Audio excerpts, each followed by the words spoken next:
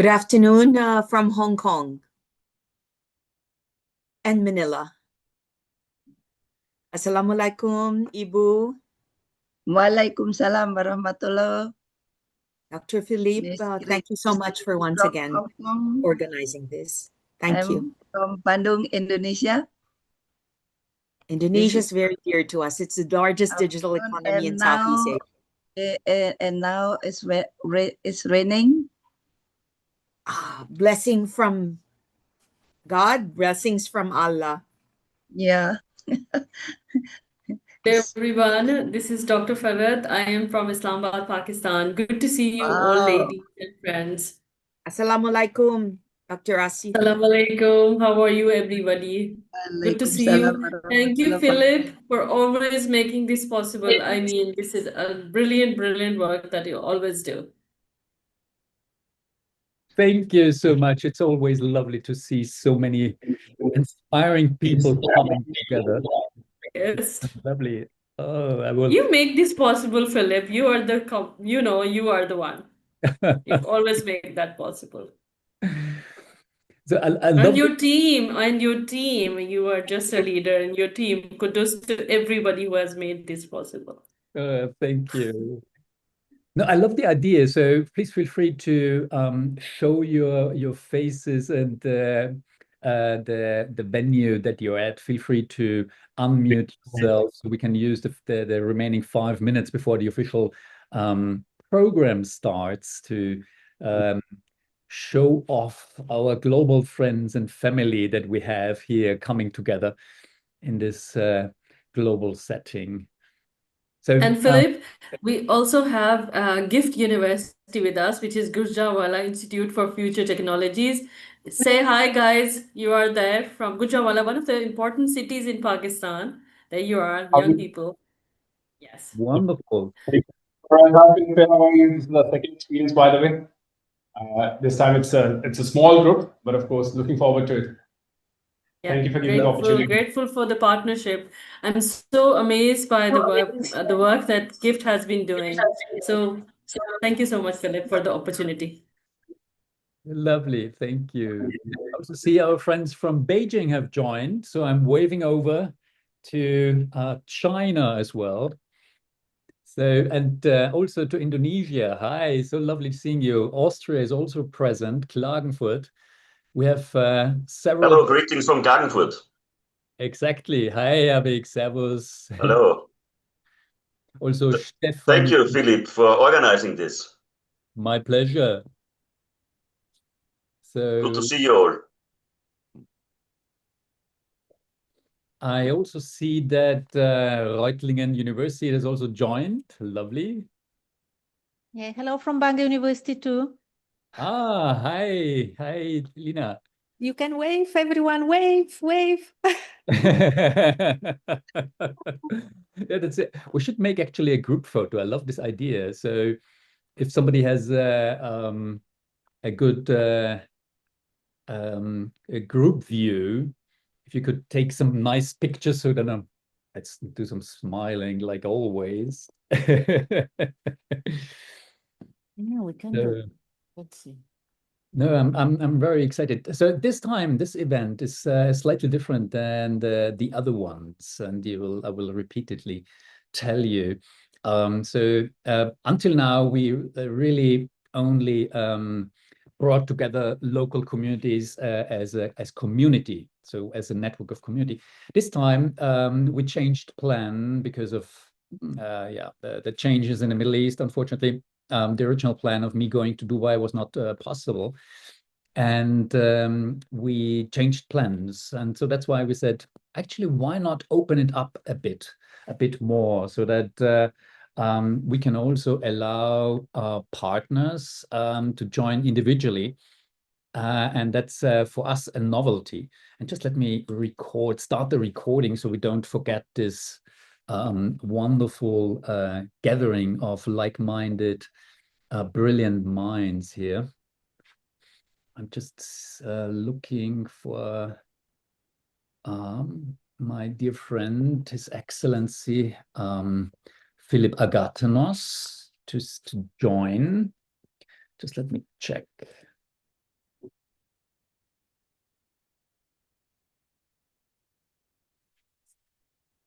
So,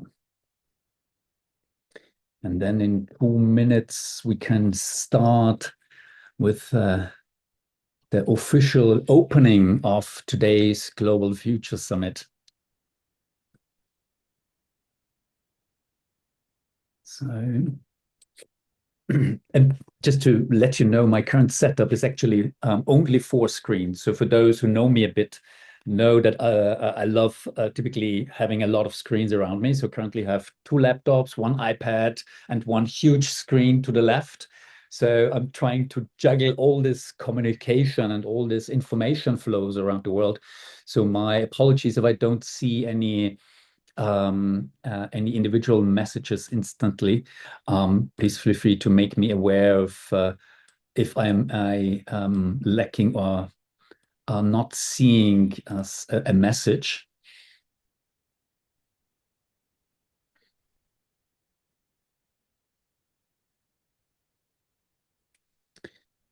So let's see. Okay. So I don't know if Mara is also ready. I see her still sitting. If Mara fancies to join either speaking or saying hi from the Vienna venue, or coming to my room. That's actually, we are far away, but at the same area. So you can see in Vienna already, Mara is leaving. So she's coming to my, oh, take your time. We have plenty of time, my dear. So, oh, okay. So it's exactly 11:30. And as you know, we have more than 20 locations coming together for this event. And I'm very grateful, especially on such a short notice. As I mentioned before, we changed plan a bit. So my original planning was that I will moderate from Dubai, from the EM Congress. But because of the, let's say, complicated situation in the Middle East, we decided to, well, not hold the Dubai event as such. And then the question came up, why not, team up or focus our energies and team up with local partners? And the partnership with the AI Factory is actually a very promising partnership. So the AI Factory is one of the 26, is it? How many AI factories are there? 19 AI factories, 13 antennas. Oh, So okay. you were close in a way. So I'm grateful for Mara Weinblatt to host us here in Vienna. So you can see one of the rooms here is from the AI Factory in Vienna. And thank you so much for joining us, for having us, Mara. And yeah, maybe you want to introduce a little bit the AI Factory and what's your purpose and what you want to achieve. And Of course. Hi, everyone. Very cool to see so many people all over the world. Maybe just we are a European Union project. And as we just said, there's a lot of AI factories were founded last year all over Europe.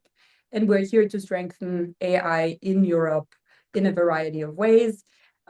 So if you ever find yourself here, we're of course happy to welcome you. Our services, I must say, are focused on people with like a company in Europe or also some European adjacent countries.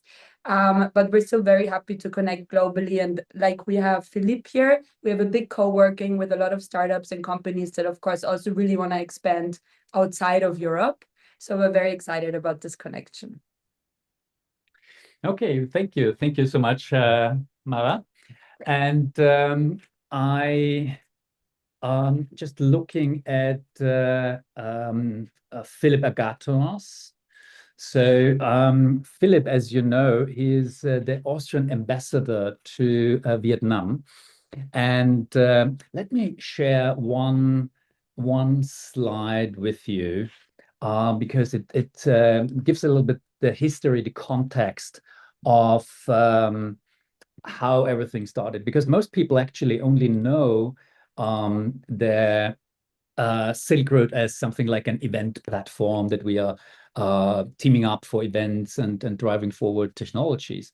But actually, the original, let's say, version of SILKROAD was another project, and that was a research project. So back in the days, I think it was in 2014 or so, the idea came up, what happens if you take modern technology to an extreme? And together with partners, we built a high-tech motorcycle. And then I took this high-tech motorcycle to a trip to China and back. And the person that I was visiting back then in the days was exactly now Ambassador Philip Agathos. And it's always such a pleasure and honor to have Philip being with us and traditionally speaking the welcome remarks. So Philip, thank you for joining. I think it's now late in the afternoon in Hanoi, if I'm not mistaken. So please, yeah, the floor is yours, my dear. Hi, good morning and good afternoon to all the people joining the event from various locations. It's a pleasure to be here. Thank you very much, Philipp Reinisch. It's great to see that this initiative is expanding and it's growing and it brings more people together. The last time you were here in Hanoi at the headquarters of the FTP Corporation, monitoring or managing the event from here. This time we do not have our special event, but I'm sure we can do better the next time. It's been a very busy time in Hanoi currently. The topics that you're discussing couldn't be more to date. It's everybody's talking about these things here. In a country that booms, we have Vietnam has consistent growth numbers, and now it's launched its new 5 years period with a new team on top, with a new prime minister, an old new president. Apart from 3 or 4 people, all members of the government are new. I think the dynamism is picking up on speed, and there are key questions that we are all facing. Is how does the current double security crisis affect us all? Of course, the Russian aggression against Ukraine, but now also the war in the Middle East. Both are crises that affect countries globally. Above all, through problems in getting enough energy, which is necessary for the growth. Vietnam seems somehow to not to be so much affected as others are, but of course it's not a good situation when the shipping is affected apart from the oil as well. So you need somehow to get the goods that are produced here en masse out of here. And if you go to Europe, you're bound to pass the Middle East somehow. So there are effects on the global economy. But again, every crisis brings also advantages, and the key advantage that I see now is that any doubts that there may have been until recently about do we need to push decarbonization, sustainable energies. Now I think they're cast away. We see we need them. If you want to reduce dependencies, also from a security point of view, you need to move forward this agenda. Vietnam is not the only country doing that.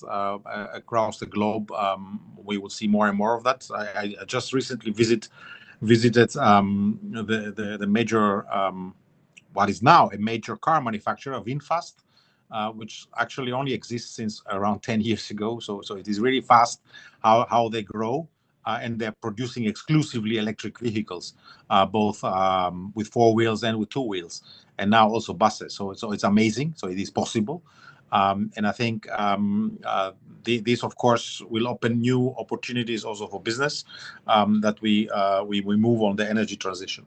The same goes for the digitalization, which actually digitalization requires more energy. we need energy for the data spaces. We need energy for all the algorithms that calculate things. So we need that for the machines. At the same time, of course, knowing that we also have a double encouragement. One is to also save energy, so make it more efficient.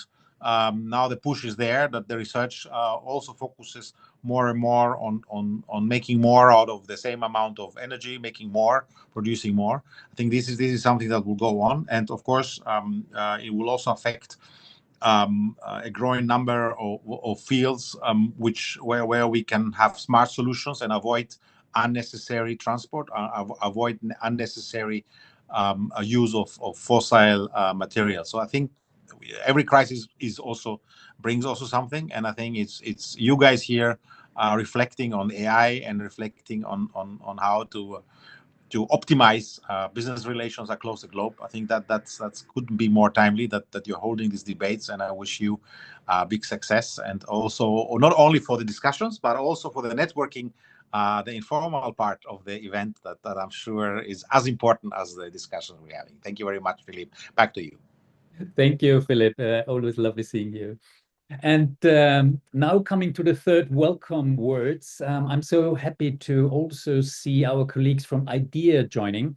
So as you might have heard, we did, I think, three events ago, a partnership event, a partnered event. And with IDEA, and we are currently pushing this further forward. So a big welcome to Christina Amor-McLaren. I'm so happy to have you with us. So the floor is all yours. As always, Dr. Philippe, thank you so much. And we are actually celebrating our third anniversary, a baby compared to the SILKROAD initiative here in our home, Asia's world city, which is Hong Kong. And this is a very brief welcome, but it's more, imagine it kind of like a clickbait for my talk later, later this evening, afternoon time. There are three opportunities, although it's very seductive to talk about or get lured into the ongoing issues around the world. I want to talk about the commercial opportunities that all of us as digital economy leaders can collaborate. Because as the good ambassador mentioned, the word for both crisis and opportunity in China is actually the same. And I wanted to just give you a short teaser into what we hope to be able to discuss later. Number one is the importance of setting up digital public infrastructures. So IDEA, where we are so honored that Dr. Philip is one of our most important partners, is in 100 countries and actually is supporting 175 digital economy leaders focusing on the emerging markets. But in the same way we have, say, for example, Luxembourg, where, by the way, we will be from June 8 to 12, we also have markets like Burkina Faso and also Congo, both big and small, where we will also be first week of June. Now, I say this because in the global majority regions, one of our biggest challenges is actually, believe it or not, identity, or the verification of our credentials. And you will see later that this will give rise to challenges, but also opportunities in the field of fintech, in the field of health tech, and so on and so forth. The second area that I wish to be able to talk about is a transport crisis / opportunity that's besetting the world. So if you go, for example, to Germany or Northern Europe, right? So many of the petrol-based energy companies are reevaluating their stance on electrification and EV and so on and so forth, where aside from China, you know, we have curveball leaders like Vietnam who's lording it over. But also, if you look at Indonesia, so Ibu is here because our traffic is legendary in Southeast Asia, as it is in Africa. Ride hailing has become more of the norm rather than the exception. So when you talk about, say, a Gojek in Indonesia or Angkas, it's the same as the Boda Boda, for example, in Kenya and also in Uganda. And so that's the transport crisis that's confronting all of us. The third thing I am going to be speaking about is actually the democratization of longevity, right? So the global population is universally aging, and yet only the, as you term, the global North countries are lording it over. But what we are doing together with our partners here in China, specifically in Shanghai and Chengdu, is actually how do we empower doctors using AI and embedding it in public infrastructures for health. Last but not the least, and something very, very dear to both our African brothers and sisters in Southeast Asia, is actually creating access to SME lending for small to medium-sized enterprises. Now, you're probably saying more, but Northern Europe has a different definition of SMEs. You're absolutely right. Do you know that, who are the sweet tooths here? If you love Ferrero Rocher, do you know that he still considers himself as an SME despite being a multi-billion euro business, right? Because it's a family owned and so on and so forth. Very similar to the family owned companies in France, in Italy, and Spain. But the reality is, in places like Cambodia, Laos, Myanmar, Indonesia, Philippines, we are all net, and Africa, we are all net borrowers, because we have very limited access to credit. And this is something that we hope to tackle. Now, I want to pause very soon because I don't want to give up the rest of my talk. But thank you, Dr. Philippe, for shifting a bit the gears of this year's SilkRoad, because not only are we going to connect, but we're also going to connect commercially and in business. Because despite whatever's happening in other parts of the world, we here in SilkRoad, it's Tuesday. So thank you so much, Dr. Philippe. Thank you, everyone, and look forward to hearing from everyone tonight.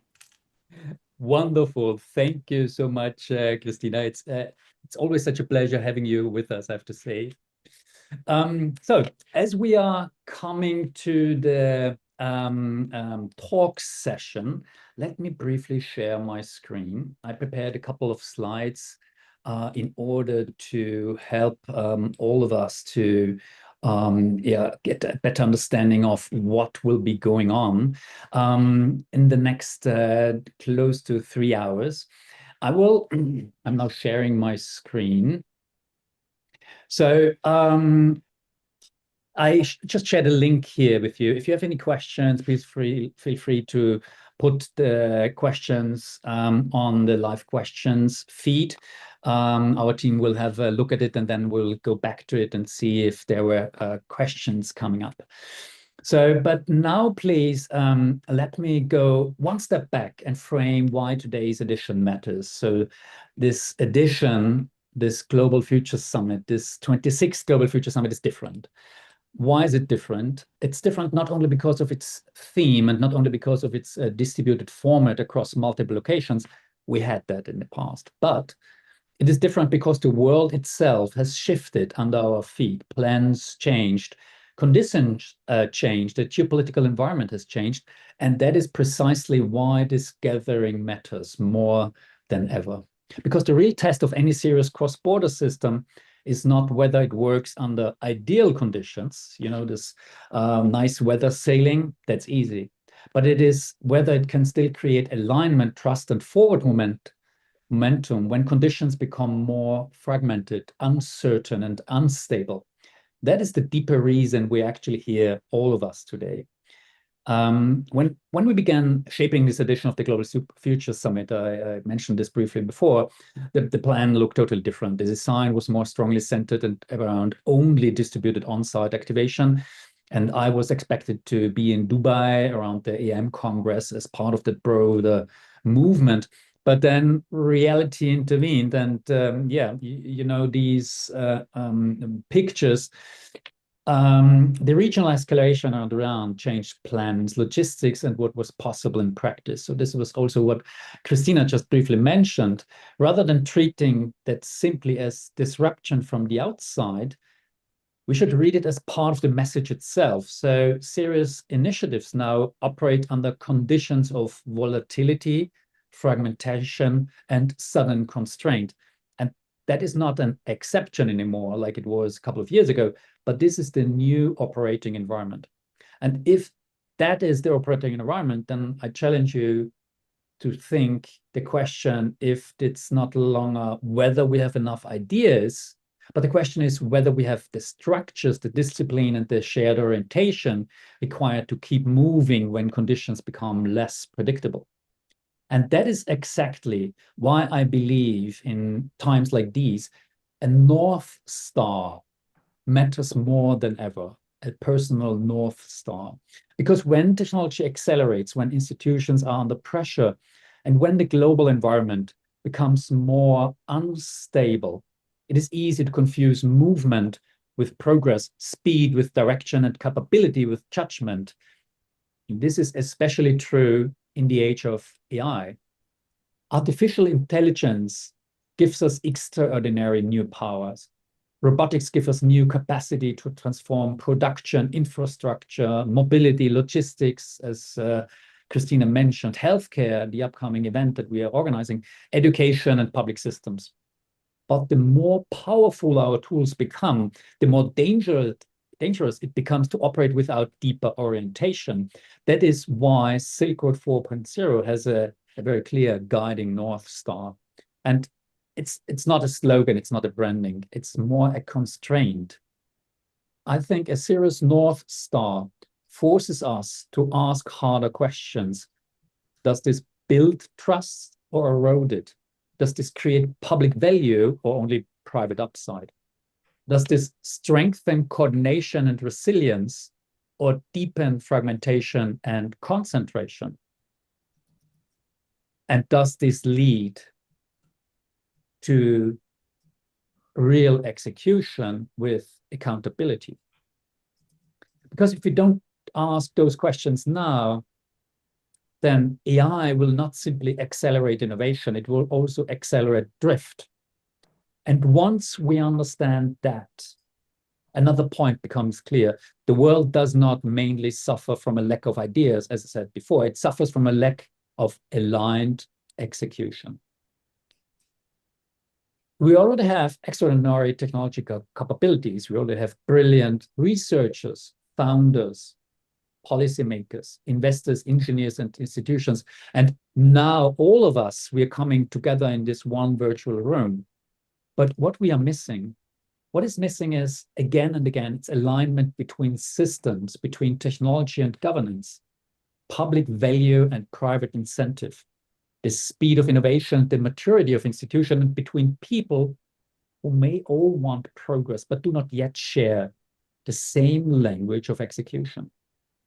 That is why implementation is so difficult, and that is also why compromise matters.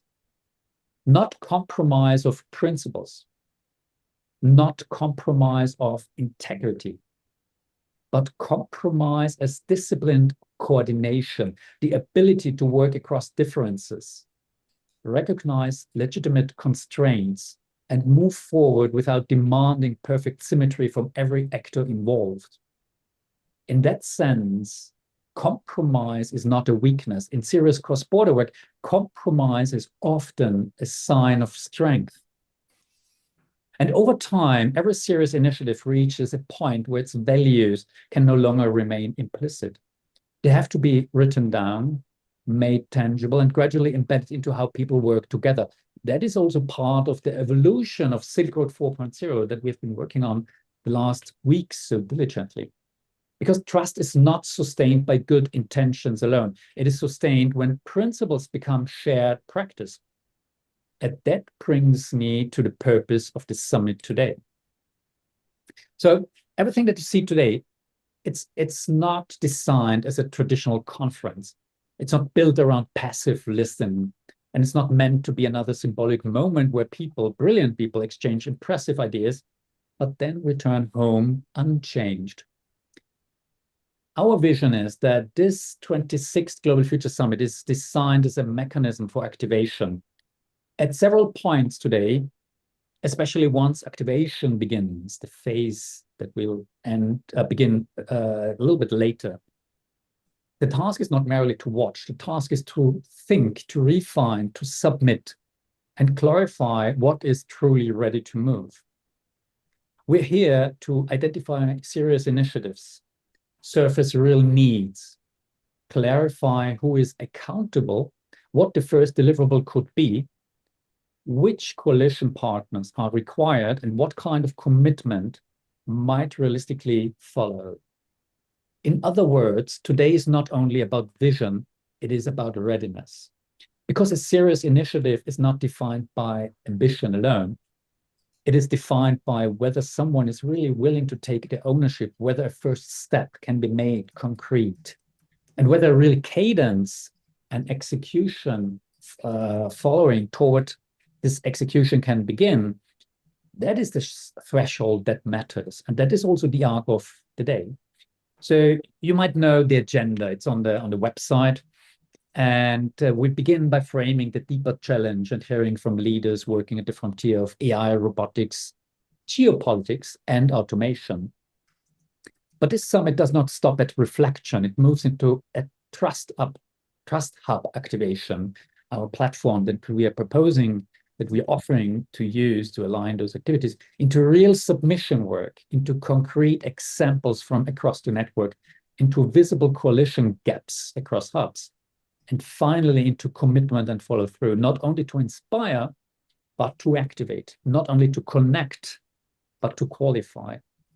So the purpose of today is not only to understand the future, but to begin shaping selected parts of it all together globally. So let me also be very clear about what I hope from all of you today. I do not hope only for attention. I do not hope only for applause, and I do not hope only for interesting conversation. I hope for seriousness. If you are here as a founder, a policymaker, a researcher, an investor, an institution builder, or a local partner, then I invite you to think beyond the level of opinion and toward the level of commitment. What is the initiative that is actually ready to move? Who is the accountable owner? What is the first deliverable that could realistically be achieved within the next 30 to 90 days?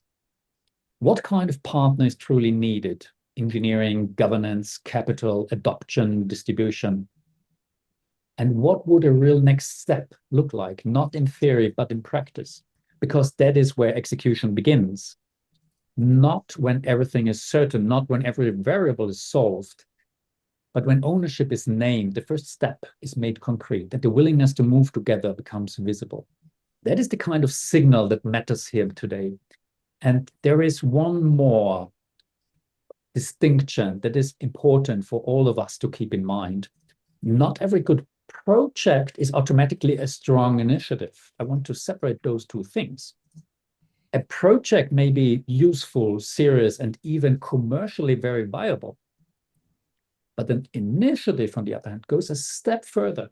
It creates a credible reason for others to join, makes the shared value visible, and shows why this matters not only to one actor, but to a broader coalition. And that distinction will matter a great deal as we move through the day.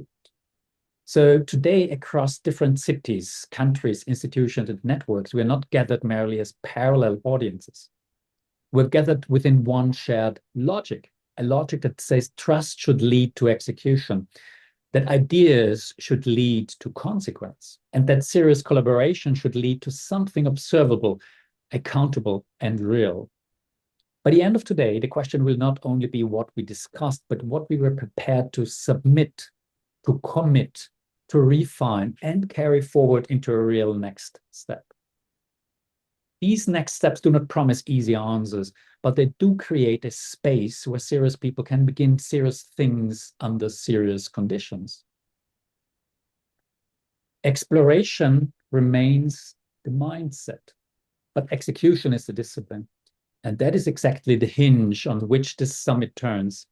And let us also remember, this summit is not the end of a process. It is the beginning of a shared joint journey. Meaningful cross-border execution is not built in one moment and not perfected in one attempt. It is built through commitment, refinement, and the willingness to keep improving as we move forward together.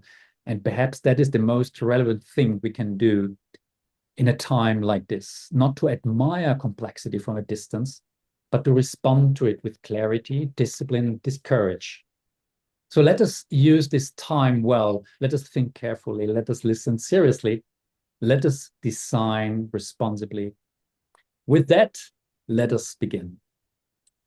So it's a big pleasure of coming now to the third stage of today's session. And let me briefly share one link with you that will be our guiding North Star, so to say, for the next upcoming several hours before we move on to a venerable speaker that is coming next. So I really would like to welcome Professor Young-Sup Joo. Professor Young-Sup Joo is a distinguished academic and technology policy leader with extensive experience, well, really spanning industry, government, and research. He previously even served as a minister of the Small and Medium Business Administration of South Korea, and he was actively shaping the national strategies for startup ecosystems, SME competitiveness, and industry policy. And yeah, he holds a PhD in industrial engineering from the Penn State University. So I'm very happy to welcome Professor Young-Sup Joo, and just see if you're here, please unmute yourself. I'm here. Yeah, I'm here. Yes. So lovely seeing you again. So I had the immense privilege to meet Young-Sup Joo during my last visit to Vietnam, and we shared a table during the gala dinner at the World Economic Forum event in Vietnam. So dear Professor Joo, dear Young-Sup, so lovely seeing you. The floor is all yours. Okay. Thank you very much for the kind introduction, Dr. Lanish. Actually, I'm very pleased and privileged to have a chance to make a keynote speech at the Global Future Summit, the 2026. I'm gonna share my screen for my presentation. So I will check. You should be. I can also make you co-host. So for sure, you should be able to share. Yeah. So can you see my the presentation slides? Yes, it works perfectly. Thank you. Okay, great. Okay, so I'm gonna speak about the AI transformation strategy, which is one of the most important initiative from the standpoint of any organization, whether it is the government or enterprise or public organization, and in order to maximize the productivity of the operations as well as the developed new solutions, new products, and new services. So by using the AI technology. So, but today my presentation is not just for the explanation of AI strategies, but why we need this. So, what's the purpose of AI? What is the AI technology needs to be used for in terms of the human being needs. So actually, in order to mention this, I'd like to briefly cover the kind of the paradigm shift or paradigm revolution in the grand transformation era we are living right now. Okay, so in order to determine right strategic direction in the grand transformation era, we must need to understand the ongoing paradigm revolution. So the actually when we talk about this, we must keep in mind that the purpose the becomes the most important words. So the paradigm revolution in the grand transformation era is based upon the purpose oriented or mission oriented approach. So I'm going to explain about that first. When it comes to the global technology innovation or business innovation, is currently shifting to completely different direction. So previously, it was mostly technology-driven, technology-oriented the approach. But now the purpose-oriented, mission-driven innovation is currently kind of key fact of the ongoing the paradigm revolution.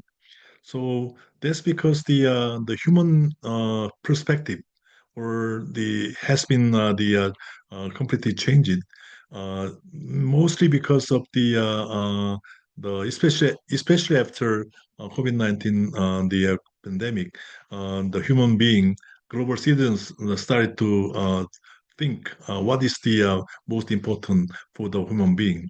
So the basically purpose is to achieve human visions and human sustainability. So that is the kind of direction. So now as you can see from this slide, we are in the middle of the grand transformation, mostly being said as the three the grand transformation, including digital transformation, green transformation, and civilization transformation. So digital transformation is triggered by the AI revolution, and green transformation is triggered by climate crisis, and then civilization transformation is triggered by the COVID-19 pandemic, and as a result of that, a lot of the lifestyle is completely changing, and the new generation, so-called MZ generation or Z Alpha generation, that they have a completely different mindset or completely different strategy, no, philosophy, or completely different behavior compared to previous generation. So this kind of and also globally the global value chain is completely being reconstructed as a result of new Cold War, the resulting from U.S.-China conflict. So now this is changing civilization too. So as a result of these three major the grand transformation, now the two keywords are emerging as most important the words. One is the sustainability, resulting from this green transformation and civilization transformation is a country evoking the big the concern about the future of the human being, and the digitalization is also becomes the very important word, but sustainability is something like the purpose, or kind of the mission or purpose of the human being, and digitalization is becomes the kind of means or tools to achieve sustainability. So if I briefly elaborate more about the sustainability, which is the kind of purpose of the whole of innovation, the basically it is to achieve environmental sustainability, social sustainability, and eventually human sustainability. So now the globally renowned technology convention is the CES. So CES the proposed the kind of new concept about the human sustainability. So that is called human security for all.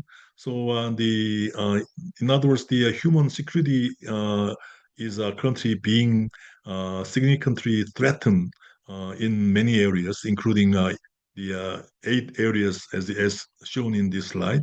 So environment side, or food crisis, and healthcare crisis, safety crisis, and community, the security crisis, political freedom, economic crisis, and eventually the country, the new the concern is coming from AI. AI could be a blessing for human being, or same time a big threat for human being. So and on top of that, the global ecological issues or resources, nuclear war or population issues, and the even social polarization. All of this is a country on the escalate the concerns of the human sustainability right now. So the kind of the new paradigm revolution is means the let us the secure and achieve the environmental, social, and human sustainability by using AI technology. So why AI? The AI is not simply the technology. Actually, why we need AI means the actually it is related to how we achieve the purpose or mission of the human being.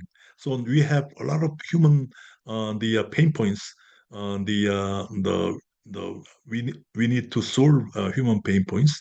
We need to achieve human visions. We need to achieve human sustainability. We need to achieve the human co-prosperity and happiness. So that is the our purpose. So in case the our current human capability are enough to uh, the satisfy and achieve the purpose. In that case, we don't need AI. But our current human capability is way short for achieving this kind of purpose. So that's the reason why we need to expand our human capability and strengthen or augment human capability in terms of the intellectual side as well as the physical side. So, um, so now as you can see from this slide, the human visions could be the if we elaborate human visions more, maybe it could be represented as the five the society. We'd like to live in a healthy society or sustainable society and smart and safe and growing society. So in order to achieve these human visions, a lot of the technology and many the innovations. So those innovations uh, the can be much easier to achieve by means of the AI. So that's the reason why the AI becomes the most important the technology as well as the kind of initiative as of today. So as a result of that, global industrial and the enterprise innovation needs to be based upon new paradigm, which is to secure and achieve human sustainability by AI transformation or digital transformation. That is the kind of purpose, mission, and paradigm of the grand transformation era. Okay, so I'd like to briefly elaborate about the AI transformation technology strategy, which is this is the means and tools to achieve the human purpose. So now the AI could be have two approaches as of today. So United States and the China country focus on the AI technology development side. But basically, they'd like to develop the AGI, AI, artificial general intelligence, or eventually artificial super intelligence, ASI technology. So, but this side is kind of the completely technology oriented and the kind of money game. So but that will be necessary, but that is not the eventual goal. So right hand side is kind of the how to use the AI technology to achieve the certain purpose. So the that is called AI transformation. So AI transformation requires the not only AI model but also the data and domain know-how. So that's the reason why the each individual countries which has their own data, their own domain knowledge may have a chance to achieve the kind of human purpose. Okay, so the basically the if we from the standpoint of industry side, in order to make the concept much easier. So from the standpoint of the industry, from the standpoint of the enterprise, purpose of these two folds. So one is the innovate and maximize the operational productivity. Uh, so the any task which used to require 10 people can be done in one people. Or in other words, another explanation, the one the a certain task one person can handle tenfold 100 times the bigger task than before. So likewise, the productivity is important. Another one is the innovate the products, innovate the solution, innovate the services. So basically, Jensen Huang of NVIDIA CEO, the presented the kind of AI evolution step the last year in Las Vegas, the Consumer Electronics Show. So this slide becomes very famous. So it has the four steps. So first step is the perception AI. Second step is generative AI. The ChatGPT is in this stage, and then followed by agentic AI. Agentic AI means the agent is the AI agent can replace human being for any operations. So in other words, we're gonna see a lot of AI agents in coming years. So and then final stage is physical AI. Physical AI is the apply AI into the physical of objects. That the typical example is robotics or autonomous vehicle or drone or any kind of the physical objects, the products which applies the AI the inside. So the Jensen Huang presented the evolution AI evolution step in four consecutive steps, but I think that the based upon the perception AI and generative AI, the agentic AI and physical AI will be processed in same track, two tracks, the same time. So agentic AI is in line with the track one. In other words, the operational productive innovation, and physical AI is in line with product and service innovation. So these two, track one, AI transformation track one, and AI transformation track two, I mentioned in my previous slide actually is will be progressed in these two directions at the same time. So now the agentic AI is started to start to boom in the global enterprises.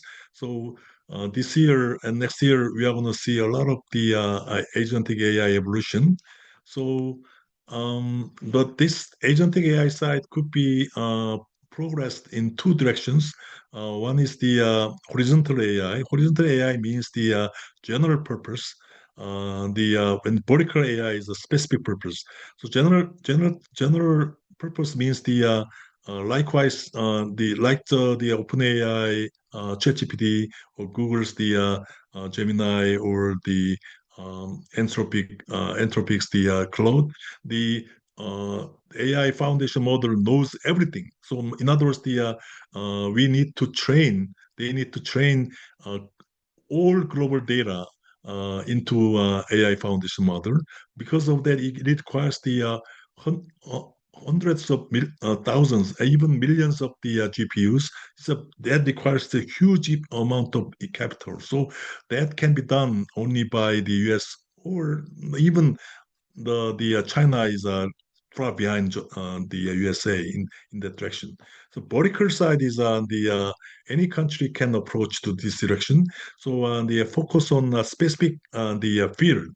So, for example, manufacturing only, or healthcare only, or education only, or finance only, something like that, culture only. So even manufacturing side is the too big. So semiconductor only, or automotive only, or the mobile. So the AI becomes the very specialized in this one specific area. So that does not require a huge amount of the GPUs. So the only in other words, the every country can differentiate themselves by using their own competitive advantage area. Okay, so when it comes to a physical side, that is the more advantageous for the country which has the very strong the manufacturing industry.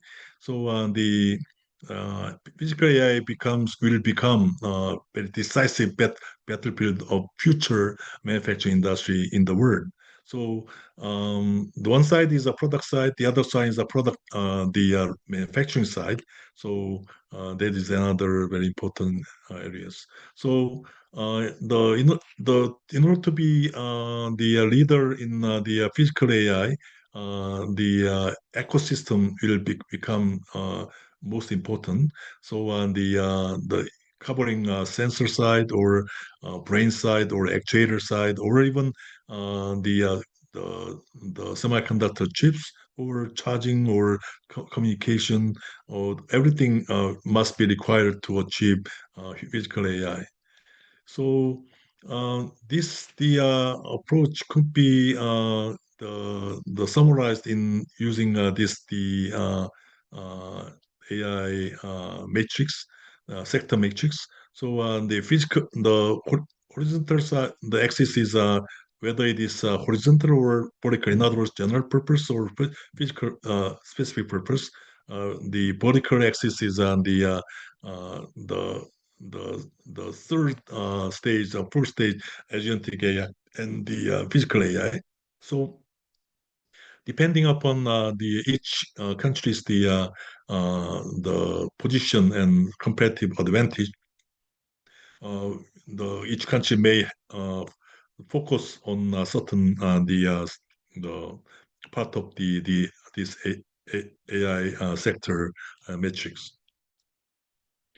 In order to be very successful in AI transformation, data is crucial. So the building industrial data ecosystem will be very important. So it includes the data modeling, or the data standardization, or that kind of the identification of the use cases, and then how to train the model. Those kind of data ecosystem development is very important. Okay, so summarize today's presentation. So the whatever AI technology, how high AI technology will be developed, we need to keep in mind back to the basics is very important. The purpose matters. So our creative efforts for purpose-oriented AI transformation will change the world.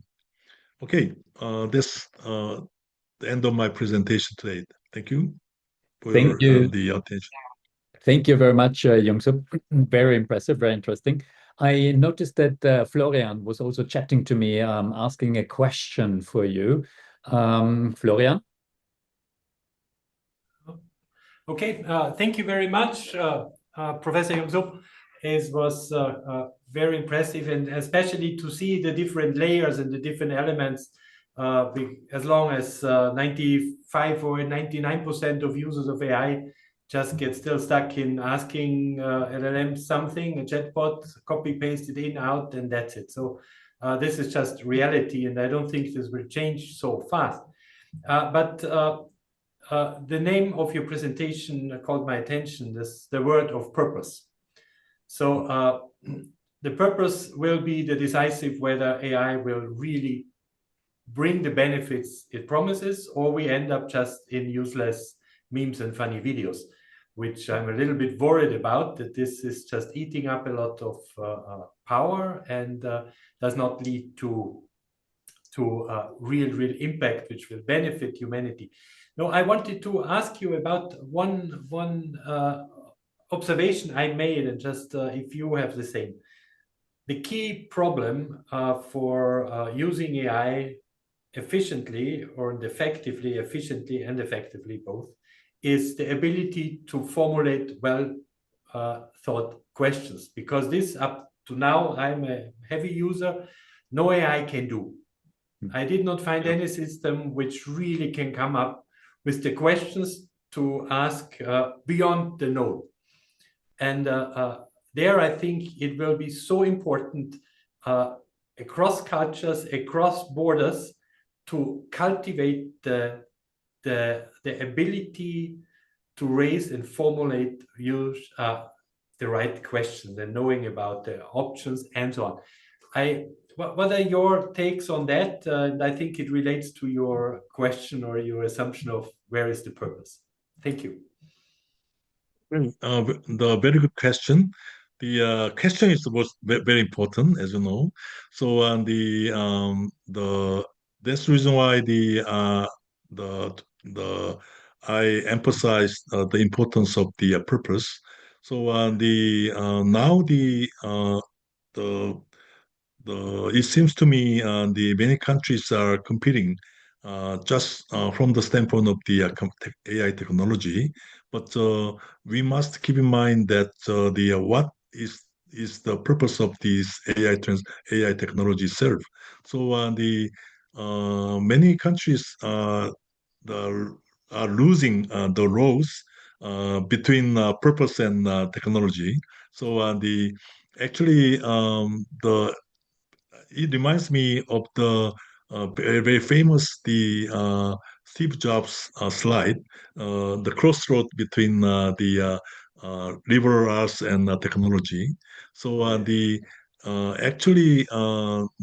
technology is very important, but in order to find the right direction of the technology, we must focus on what is the purpose of human being. So what is the next wave of our society? So what kind of society we'd like to live? So this is not just the matter of the technology. This is a matter of the social science and every political science and every field. So as you can see, as you mentioned, is multinational, multidisciplinary, and racial the issue. So global citizens must get together, as is the case of the today is the Global Future Summit.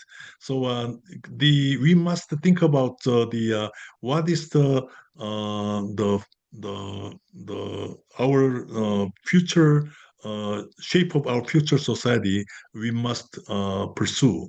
So that is the full of questions, as you mentioned. So that questions must be identified first, and then in order to solve the questions, we need to use the AI technology.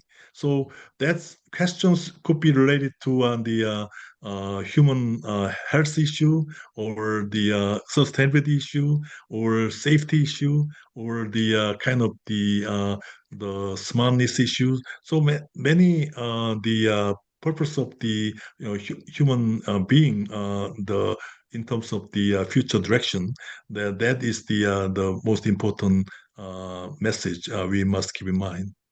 So that's the reason why we are getting together to talk about what is our global future. So yeah. Thank you so much. Thank you. Wonderful. Thank you so much, Young-Sup. There was a question from our friends from Sheffield, representing actually the AI for Africa think tank. Is it possible to share the slides? Can we? Oh, sure. Yeah, sure. Yes. Wonderful. That would be lovely. So we are amazingly, I'm impressed, Professor. I'm gonna send the presentation file to you, and Perfect. then please give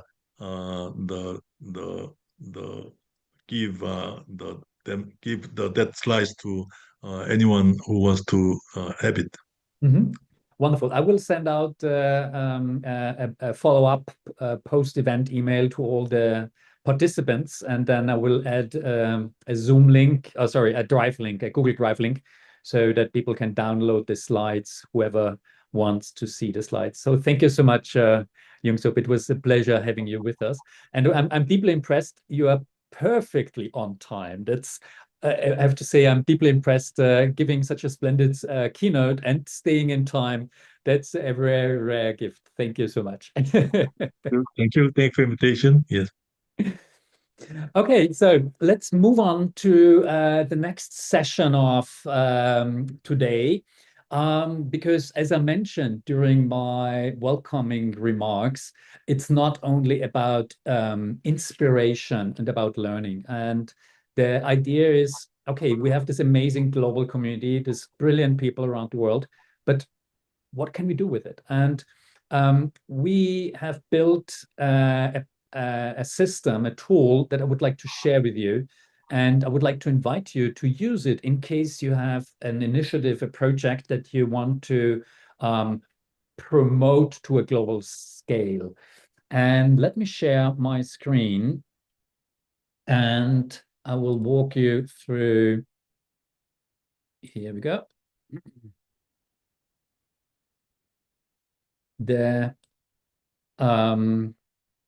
We call it the Trust Hub. So if you go to our website, in case you have visited already, you will see this is the landing page, and there is one section that directly leads you to initiatives that we are building, that we're aiming for.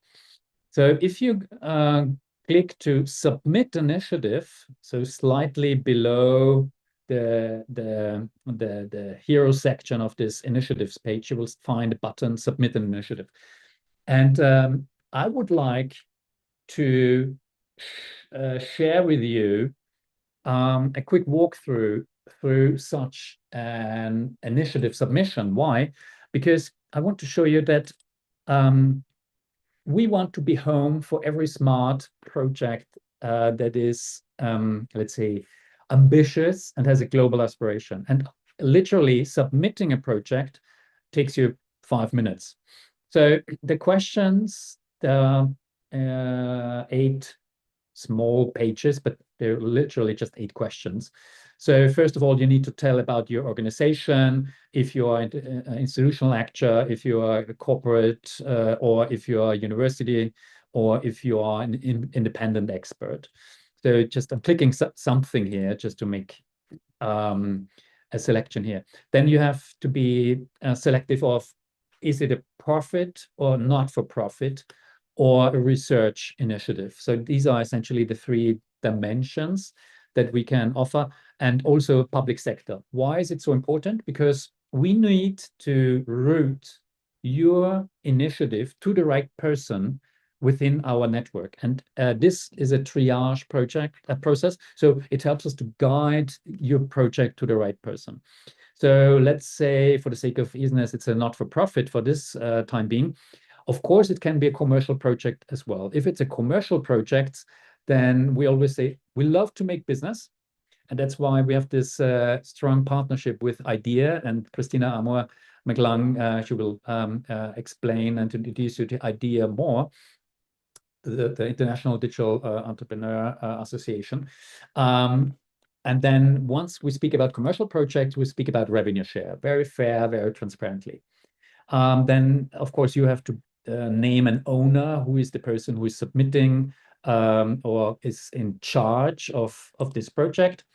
The cool thing is we have even made an AI upload function. So if you have a pitch deck, you can upload it here, and then it will pre-populate the fields according to the presentation.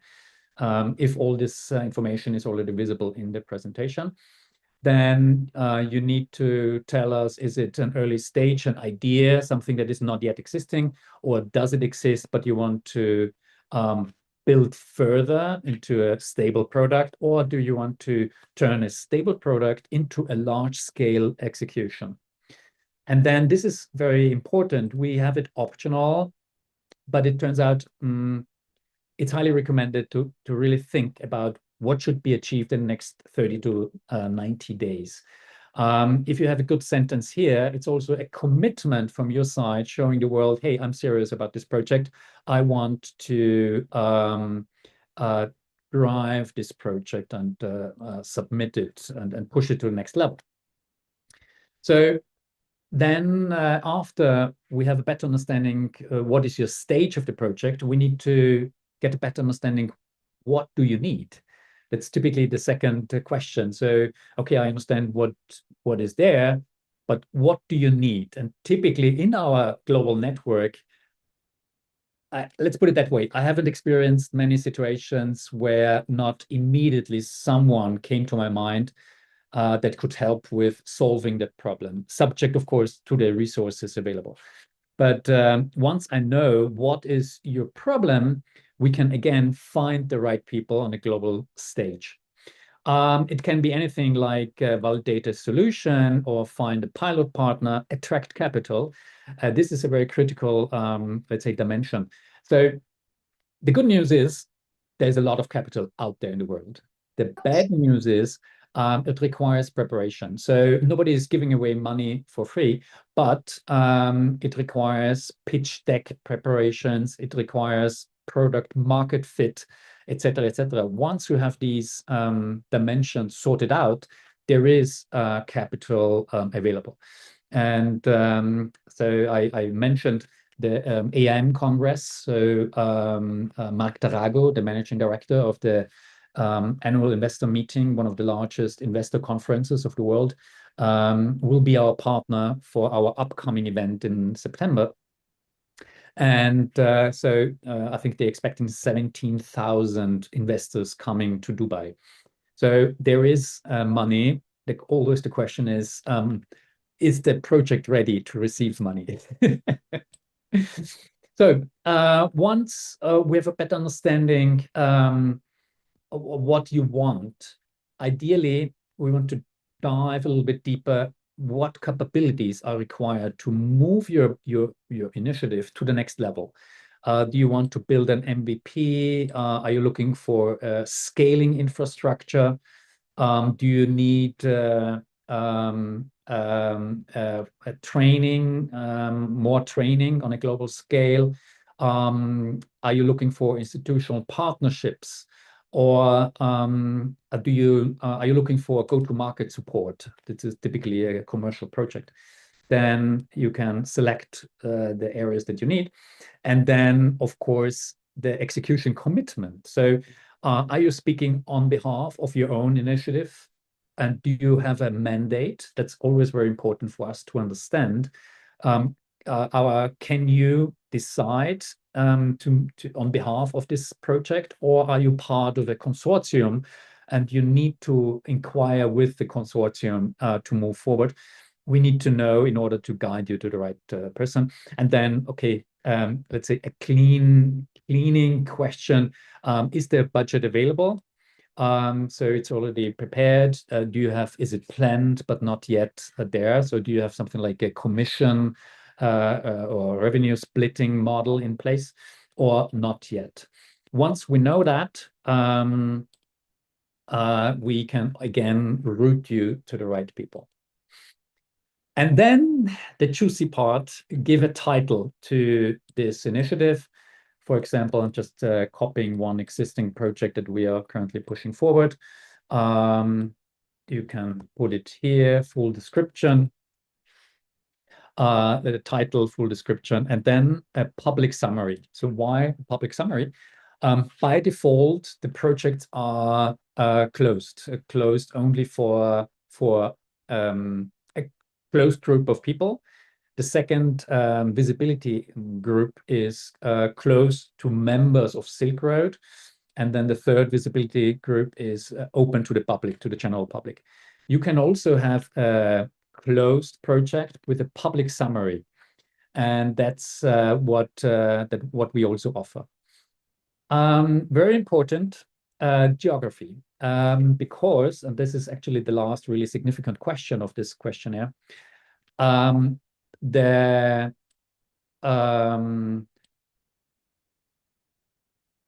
not all projects are compatible for all regions. So as you know, for example, SILKROAD does not do military projects, period. We don't do dual use projects. That's not what SILKROAD stands for.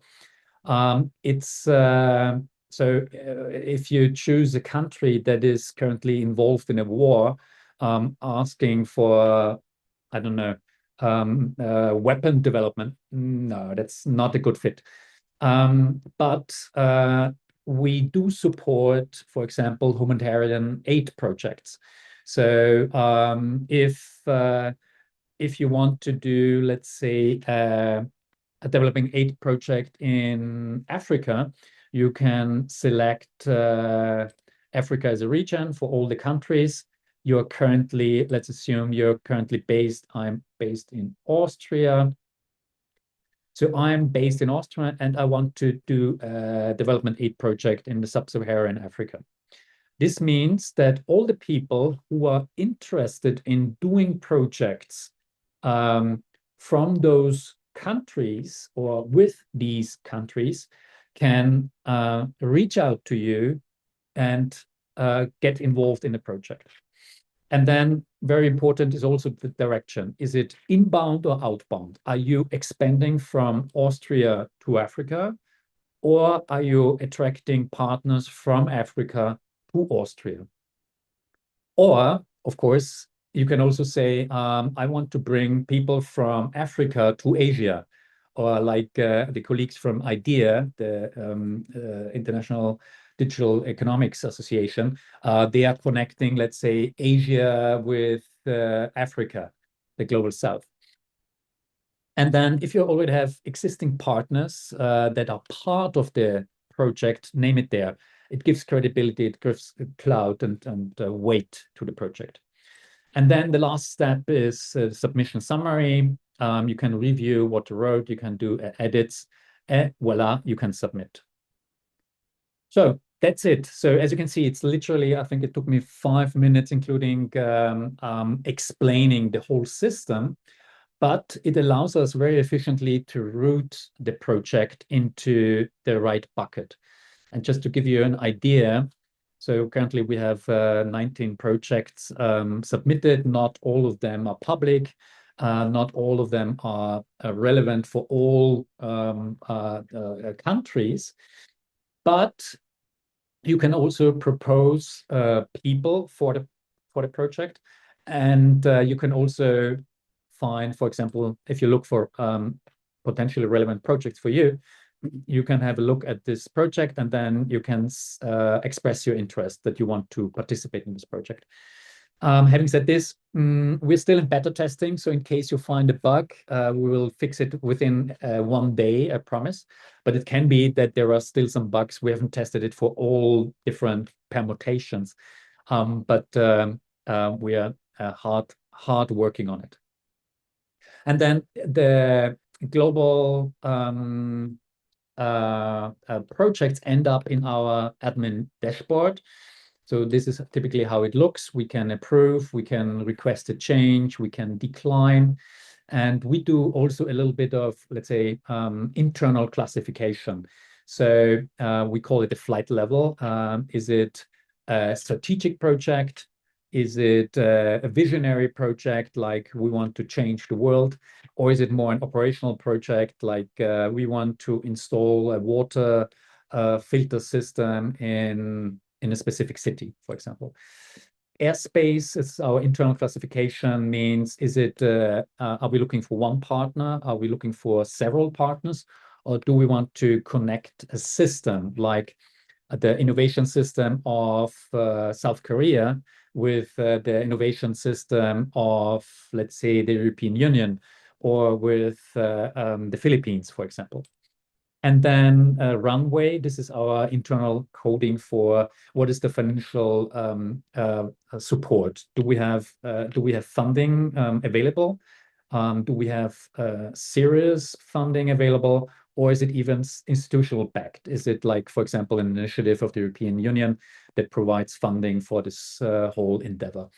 So having said this, once we have this classified, we also add a project handler. So for example, I'm just writing something here. I'm adding myself as a project handler. This is more internally from SILKROAD, who is the person who is interested to support, help this project. We're constantly looking for additional project handlers. So if you want to join the team and to become a project handler, please reach out to us. The project handler is actually the person then that has a network and wants to help with building this coalition. For example, this is a not-for-profit project. Let's assume Dear Farhad, for example. She is Farhad is very well connected around the world, and not only to Asia. And then we can add and bring this project also to the attention of Farhad, or just Joselle, our regional director of the Philippines. She's also our ambassador for the ASEAN countries. Maybe they are interested to join this project. The way it works currently, our project handler is proposing these names to the project sponsor, so the person who submitted the project. And then, for example, Herwig could say, yes, I approve that Farhad may join this project. Please introduce me to Farhad. And then he can also approve that Joselle is an interesting person he would like to reach out to. And so we have the green light to do an introduction. And then we reach out to Farhad, we reach out to Joselle and say, hey, this is an amazing project. Do you want to support it? Shall we do an introduction? And then the same thing goes on their side. So they have the possibility to say, yes, that's a good project, or hey, sorry, I'm totally at the moment, it's a lovely project, but I'm too busy with joining this initiative. So why are we doing this? Because this really tremendously speeds up and increases the quality of submitted initiatives. So we have this gate project phases here, this staged processes. And also it allows us to do a lot of AI work. The vision that we have is once we have not only 19 projects, but let's assume we have 1,000 projects here. We want to run an AI agent knowing your interest in past projects, ideally knowing your profile, your activities that you did in the past, and automatically recommending you the best projects that we think could be worthwhile your attention. And also some things that I haven't shown you, but we're currently working on agents that do an AI automated quality control. So if you submit a project plan, we run our agent and give you indications what could be, let's say, potential red flags in your projects where you can improve the project, what you need to communicate differently, what are the challenges in approaching XYZ. There's a lot of things that we're doing in the background for you, essentially, hopefully increasing the quality of the initiatives. So this said, I'm just looking if there were any other questions. If you have any other questions, please feel free to tell me. If not, this is, so to say, the homework of today. Think of any kind of projects and in particular initiatives that you can think of in order to make the world a more interesting place, I would say. I mean, we have so much knowledge, so many brilliant people in the house, I would say, in our family. We should definitely leverage all those amazing people with all those huge networks. I mean, all the people who happen to be in the call today, every single person I know has a tremendous network, and we just need to leverage it to make better and more efficient and more meaningful initiatives. So having said this, I'm impressed. We are still perfectly in time for our internal, according to our internal storyboard. If you have any further questions, shoot it in the chat. I will share again the submit project link. And with that being said, I would like to hand over to our next keynote speaker. Unfortunately, the former Secretary General of the Shanghai Cooperation Organization is not able to join today in person. So originally, we agreed that Vladimir, Young-Sup, and I, we're going to meet in Dubai, as I mentioned, because of all these changes in the world. Yeah, we decided to change plans. Vladimir is still very committed to the Global Future Summit, so he sent a video as his keynote. Currently, he is traveling in China, so I'm waving over to my friends in Beijing. Vladimir is currently commuting in China, as I said. And having said this, I would like to ask Shu to prepare the video. And before I do that, or is it? Oh, perfect. Let's start and run the video. Please do, dear Shu.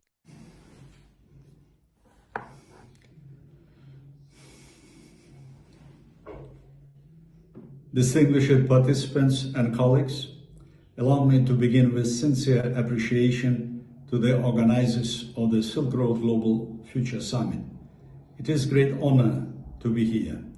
This platform has done something truly unique.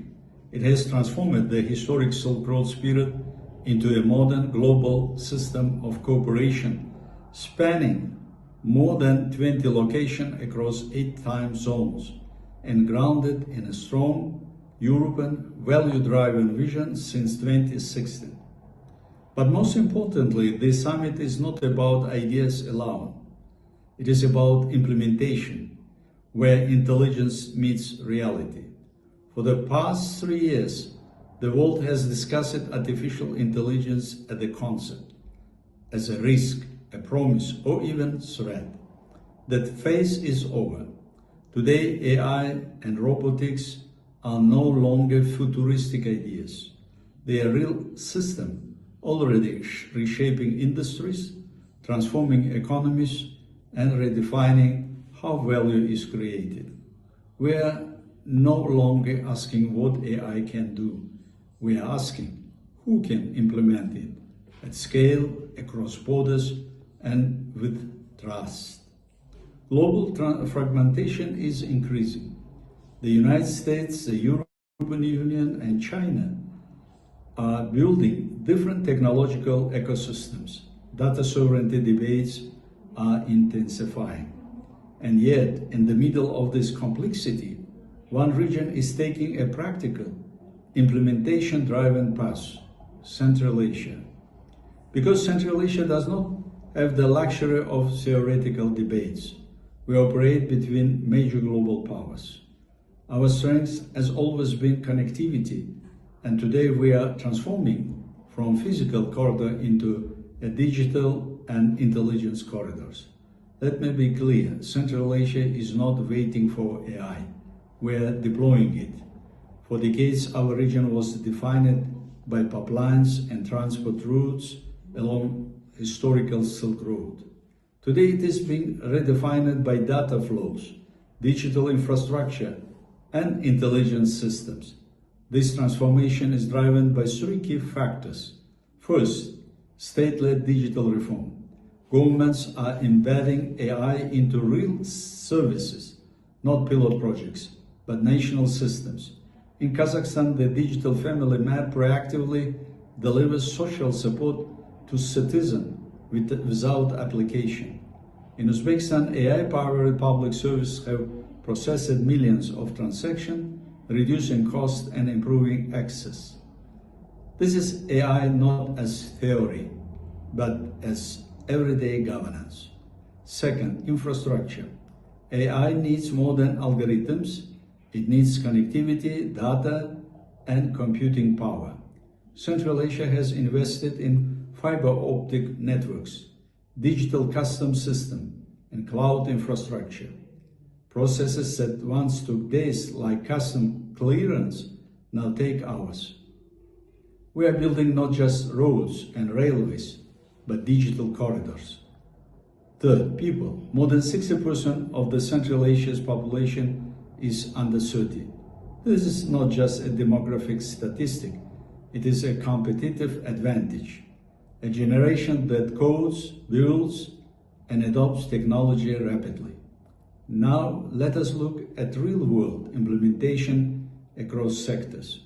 In energy, AI systems are already forecasting hydropower output in Kyrgyzstan and Tajikistan, improving efficiency and balancing seasonal demand. In industry, smart sensor optimized mining and manufacturing processes. In logistics, AI-driven routing reduced transit time across regional corridors. In governance, digital platform reduced bureaucracy for millions of citizens. This is what implementation looks like: measurable, scalable, and cross-sectoral. Let me highlight only one country of the region, Uzbekistan.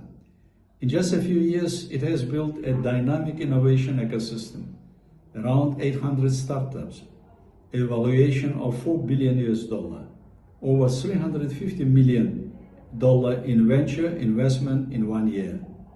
As a center is IT Park Uzbekistan, a hub connecting policy, talent, and global markets.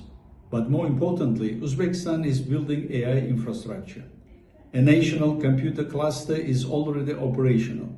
More than 100 AI projects are deployed across sectors. In industry, intelligence system at major mining complexes use thousands of sensors to predict failures and optimize production.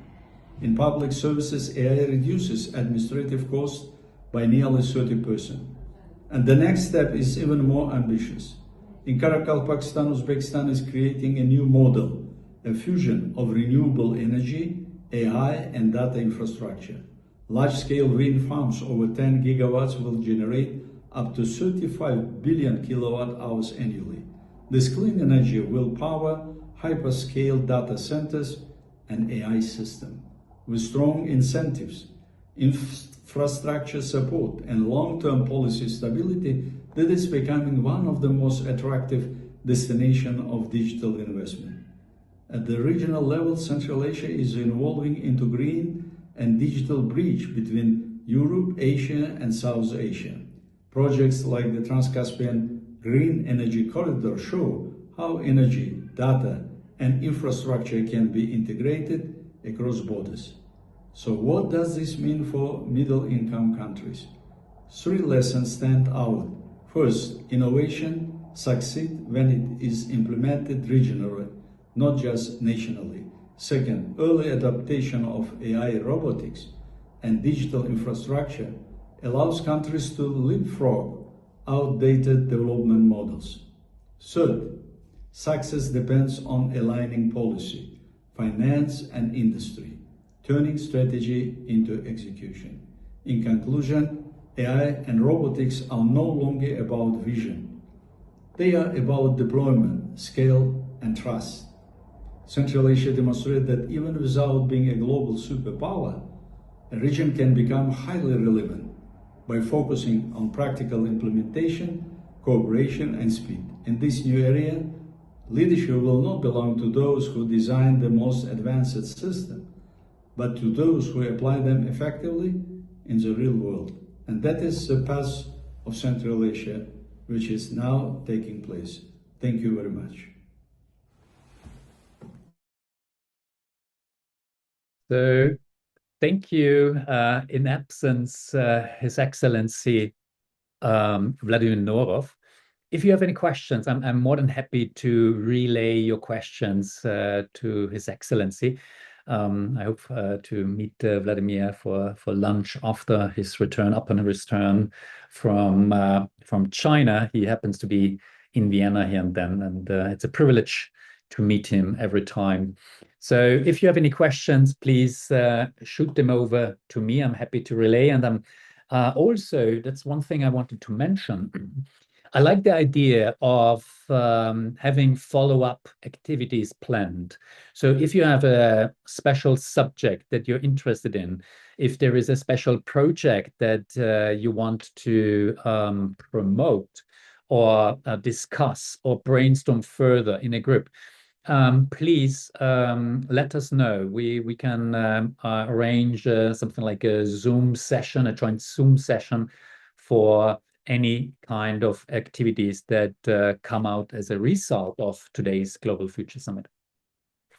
So having said this, I'm very happy to move on also to our next speaker, Stefan Papp. So Stefan, I'm just looking if I can find, here we go. Stefan is already here. Hi. Hello. Yes, hi Stefan. So lovely having you with us. So Stefan, he's actually an Austrian. It happens naturally that the Austrian diaspora is working. So we do have a lot of Austrians in in our network. Well, I wonder why. But like many, let's say, international people, most of the times we don't meet physically. So Stefan is located in Yerevan. So he is representing the Austrian diaspora in Armenia.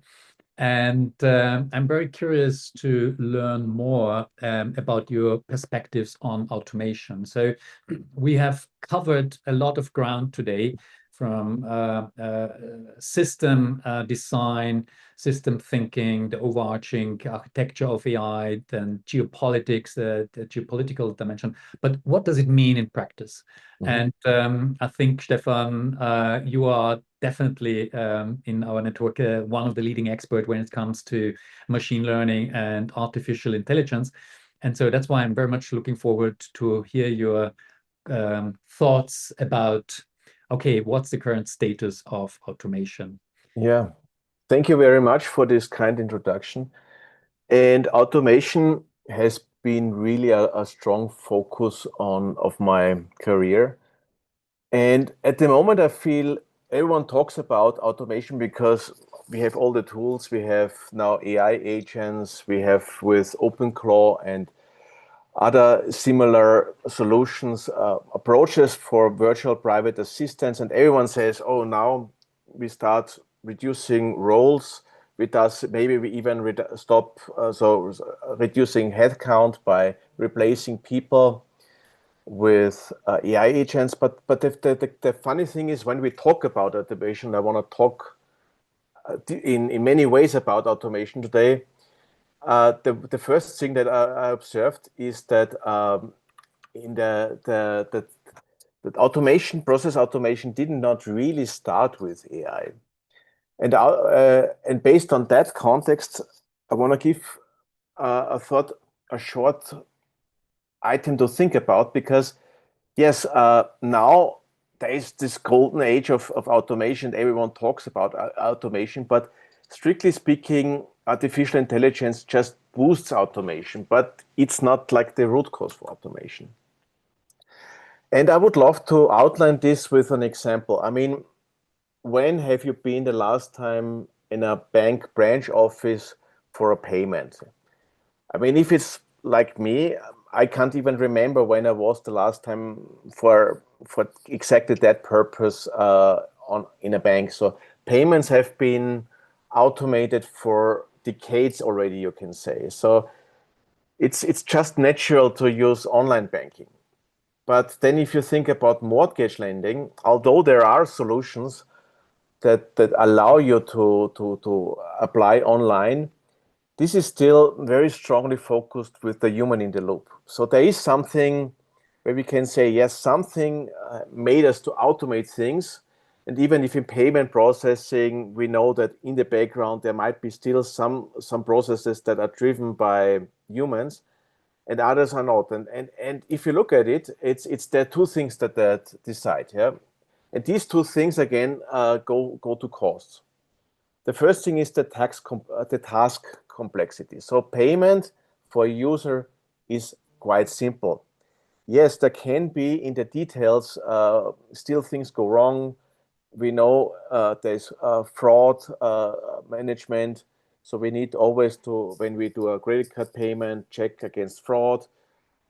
There's always, let's say, liquidity checks. There's there's a lot of special cases that can still make a payment also more complex. But essentially, it's easy.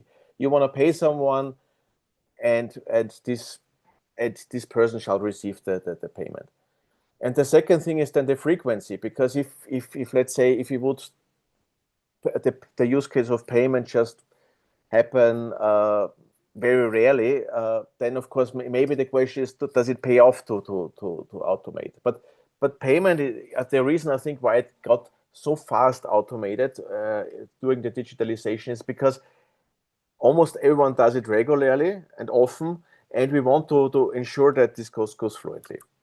So if then payment and complexity, so if complexity and frequency add to something, now AI is the enabler for even more, because if the complexity is the pain point, and if we say it gets costly with complexity, because after all, we need to think.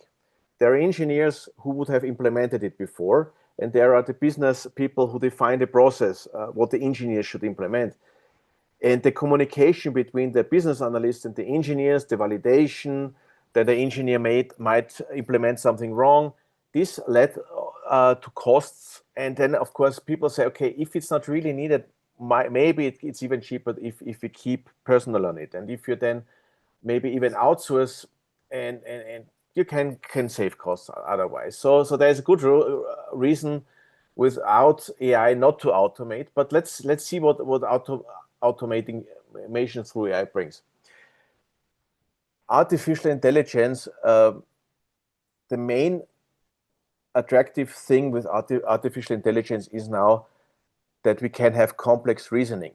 If you think about all the special cases that could happen in a process, we can give with an artificial intelligence a lot of tools and technology that all the special effects getting addressed. So in other words, an artificial intelligence solves technical execution. It is not complex anymore to automate anything if you know what you're talking about. And this, if you know what you're talking about, is maybe the key asset, because where we are now is that basically all we have the tools to simply say, if we know what we are talking about, then we get it done. I mean, we are still working on topics like trust and reliability, system integration, all these other topics. But also here, again, the kind of challenge often is, do we know what are the details of the processes we are currently already working on? Because if we don't know, how shall we solve it with AI? If we don't are able to solve this kind of processes in a non-automated way. And here we come to the kind of key point that I see the most crucial part of every automation. It's conversation, because I have been working with at least 30 to 40 clients in the past, and every client, and I've never seen any client that has defined any process in all the details. So what happens often is, you're going to a client and there are some core processes that are well defined, everyone knows how they work, but then there are always the kind of edge cases, and for the edge cases there are always the humans that know how to deal with these edge cases. And depending on the industry, sometimes processes can get really complicated, and often the problems are solved when there's a new onboarding, because you have all the experience in-house in the brains of the human workers. And when then a new person gets onboarded, this person shadows the kind of domain experts for many months, and then at some point he can say, yes, I know exactly why I have to follow up with this in that way. And here is the good thing, because artificial intelligence is not just a tool that helps us to automate the process itself through the application of technology. It helps us also in a very good way to guide us, to lead the communication of processes. So I'm very curious to hear your opinions about it, because what we are doing now in the SILKROAD is also, we are working on a solution where we simply say, maybe we should automate the conversation about processes. How can we track everything? How can we use AI to make it really easy to map whatever you're at the moment in your business you're working on in very clearly written statements, so that can be then taken by an AI and be the basis for automation. Thank you very much for your attention, and yeah, looking forward to your questions. Wonderful. Oops, my camera is not. Here we go. Wonderful. I wonder, are there any questions from the audience? So, yeah, I do have one question, Stefan. My assumption is that every kind of knowledge work will be sooner or later be replaced by artificial intelligence. Yes. What is the safest, let's say, knowledge work that you can imagine that will be replaced last by artificial intelligence? And then I see Joselle is also raising the hand, and I'm handing over as a follow-up question then to Joselle. But maybe you answer this question first, and then we move on. Sure. I mean, last, I think it's often with the business value. So I always believe that I mean, as I mentioned in the slides, that it's often the question is always the costs versus the benefits. In the end, every company thinks in a profit-oriented way. And if there are processes that happen very rarely, and but they require some specific knowledge that these kind of positions could be the ones that are replaced last, because simply there is no benefit in optimizing it. It's now very difficult, of course, to think about when we have so much industries, from finance over engineering to anything. But as I've taken the finance example, I think when it's about mortgages, for examples, and there are special cases for assessing properties where you need to go there, really go see and how it works, I think these kind of cases get a little bit less easy to be automated than cases where you just have the data and put a logic on top of it. Okay, thank you. Giselle, I see you raising your hand. Yeah. Hello. Hello? Am I audible? Hi. Hello. Yes, you're Hello. audible. I hear you. Yeah, thank you. So I'll pass it on to my colleagues here. We're here on the on-site meetup for the Philippine side, and Derek here has a question. Actually, you've already touched on that. It's basically cost versus the benefit.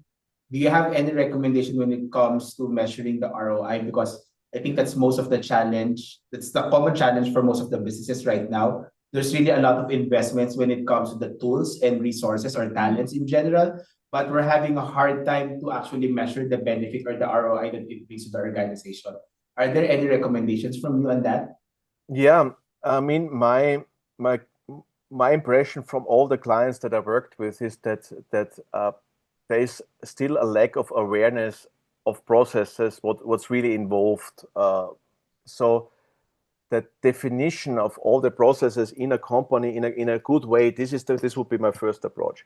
Just to give you some examples of a lot of projects I did and companies. Of course, I can't mention any names, but every company has this kind of famous knowledge base where every knowledge worker is supposed to put in their knowledge. And no matter if it's Jira or SharePoint or whatever technology they're using, but these kind of knowledge systems are never complete because somebody writes something down and let's say 2 months later, this kind of knowledge is already outdated and it's not, and it's questionable if it's up to date. Or someone doesn't do a good job in writing everything down, or there's a complex expression in the ways, or people don't understand it, what's written down, or something has been written down, but is in the practice completely solved differently. So my approach would be to look for a tool that basically scans whatever is there, finds the gaps, and builds a solution that solves exactly that. And that also tells you, okay, I have now I ranked your processes, I listed them, and tells, but there are some gaps still. Can we find what further can be investigated?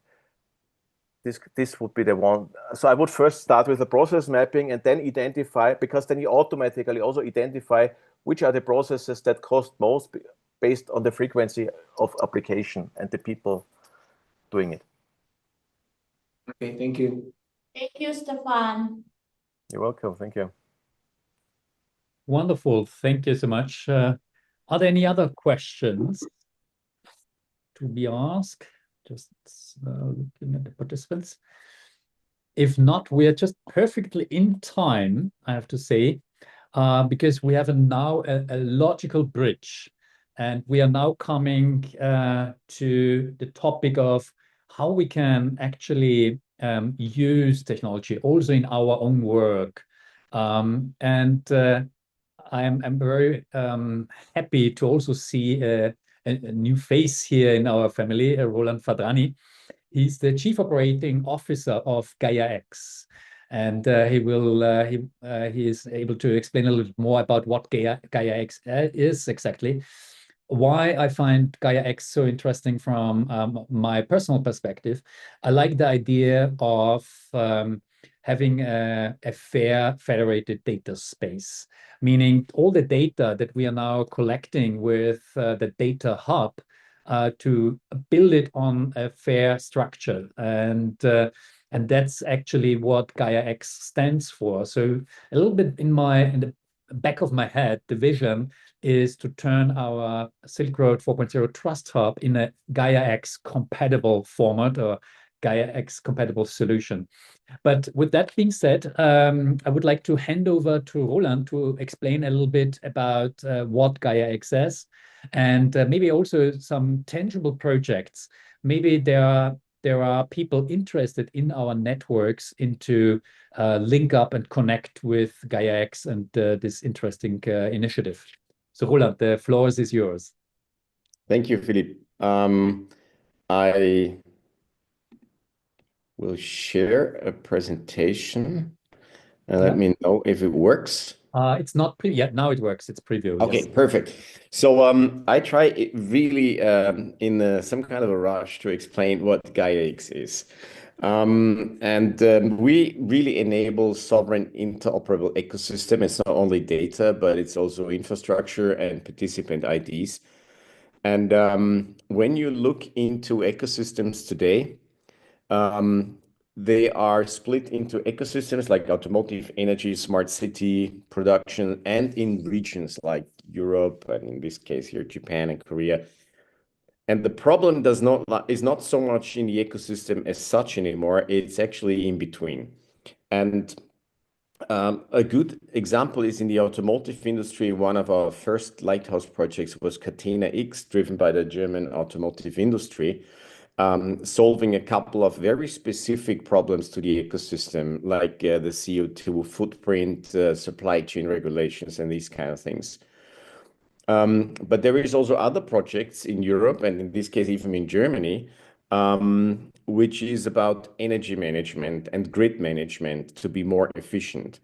But with the strategy of pushing electric vehicles really strong and having alternative forms of energy like PV systems on private households, those two data spaces all of a sudden have an overlap. So those ecosystems need to start to interoperate, and they have not been designed to be interoperable in the first place. And I think in the world that is changing as fast as we see this now, either by strategy or by events, as we heard in the introduction, that we can't control, like Ukraine, Middle East, whatever, the need for data sharing and interoperability might change very fast. And so the problem is really, how can we make sure that the different regions and the different ecosystems stay interoperable, or can be expanded whenever needed? So what is Gaia-X actually doing? And I have a very simple example for this. Most of the countries in the world have decided that their citizens can travel more or less freely. But they also came up with some common rules how to do that. And one of the fundamental cornerstones of that one is the identification of the traveler, which we typically do with passports.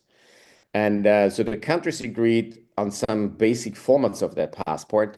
They said we need to make sure we have a picture to identify the person. We need to have a birth date, issuing country, these kind of things. A little bit later on, they added machine readability, at that time OCR. So all our passports do have this OCR code that can be machine read, and that's already amazing because I just came back from China 2 weeks ago, and they can machine read the passport. So although they have a different character set, and nowadays we have the chips on them which store biometric data. So they got more and more reliable as identities, and they are interoperable by design. And the important part is each country still has the full authority to issue passports. So the process on how you get your Austrian, Chinese, French passport is completely sovereign in the country, but they can be accepted, and what is even more important, verified everywhere in the world.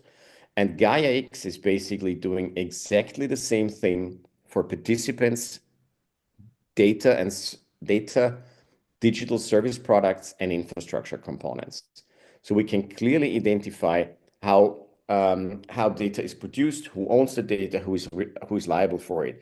And basically, it's done pretty simple. We have a governance structure. So we are a non-profit organization. We live from members. So we have a governance structure. And in that governance structure, I split it in the old ITIL model with design, build, and run. First, the Gaia-X community is developing two pieces of documents or technology. One is a Gaia-X technology agnostic compliance document. So regardless of the technology you use, there is a set of rules for infrastructure. There's a set of rules for participants. So for example, a participant need to be always verified against a government trusted or government issued digital ID. In Europe, that's usually EIDAS or a VAT number. In Japan, we use, again, the tax number. So there's different options for that. And then we have a Gaia-X rule agnostic architecture. This these two documents go into the OSS community because everything we do is open standard and open source. And there, together with the CTO team, they create a release. Because the problem we had a few years ago was, should we have a rule book and no control, which is not an option? The second way would be we have a rule book where we go with audits, where this is very clumsy, old school, and expensive. Or can we automate compliance? And we decided to automate compliance. That's why we built that code with the community, which is able to verify the rules. In our latest release, you can even bring your own rules. So it's not only the core, but it's also what we call extension. It can be an extension by domain, finance industry, manufacturing, whatever, or it can be geographical, like Japan, Korea, Canada, to mention some we're working with right now. Once the code is done and tested, I get it back in my other role as COO and distribute it to something which we call the Gaia-X digital clearinghouses. Anyone who is a Gaia-X member can become a digital clearinghouse. So that's what I call the democratization of trust. They run the code. They have a very lean contract so that they don't manipulate the code and follow some rules and follow the release management stuff. But the point is, every of these clearinghouses can be used to verify credentials. So if I say I'm Roland and I'm signing and speaking for Gaia-X, I show my verifiable credential, and any clearinghouse in the world can verify if that is genuine.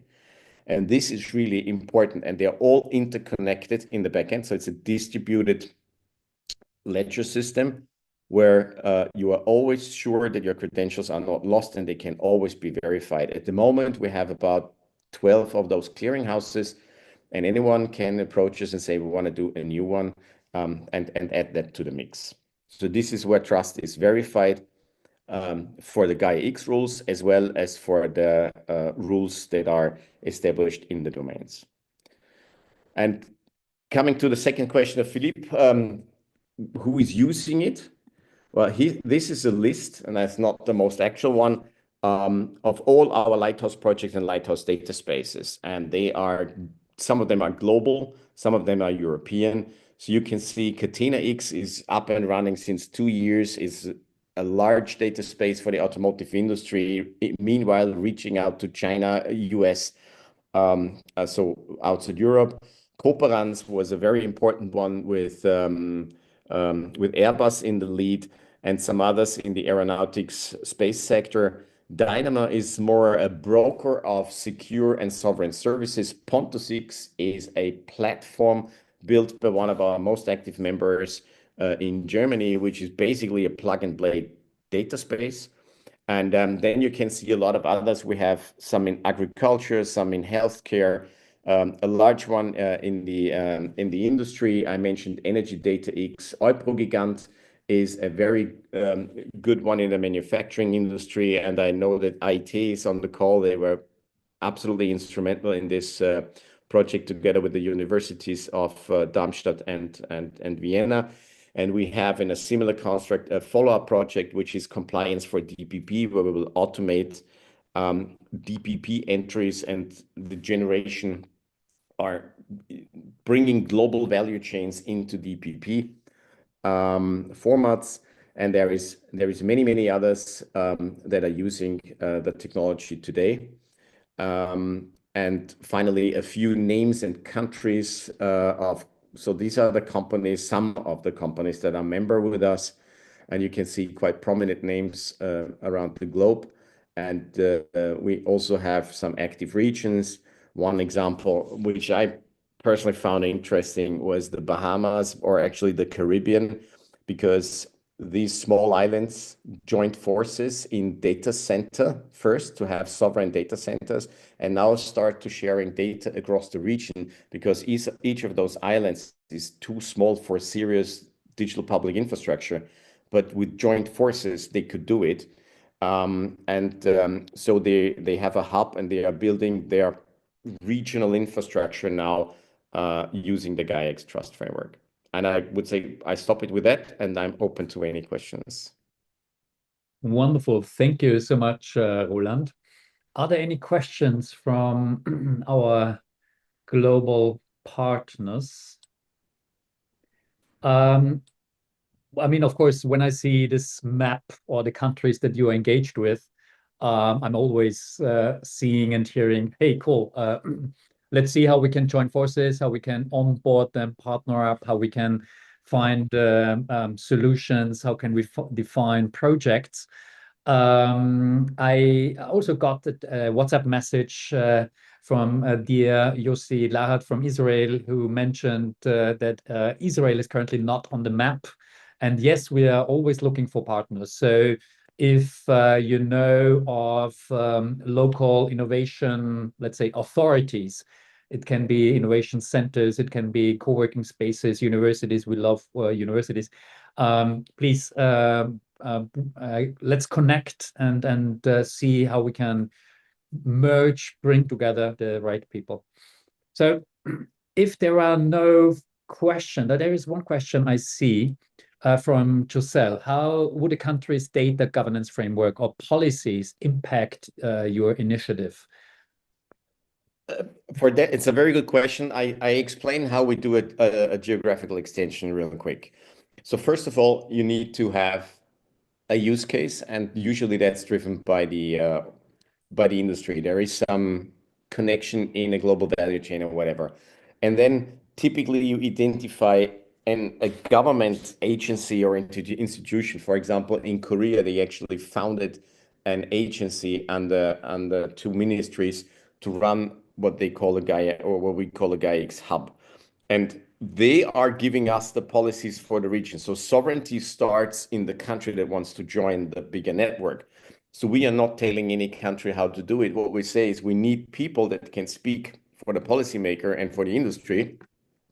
And then the first thing we do is we identify the government issued or government trusted IDs in that country. Because what we do is we just need to have something like what we call a trust service provider. So somewhere we can reach out and check that identity, because the clearinghouses are only a verification mechanism. We don't issue those IDs. The passports will always be issued in the country and fall under the policy. And there is countries like regions like Europe, where this is done by private enterprises, and they reach out to government trust service providers like EIDAS or VAT number.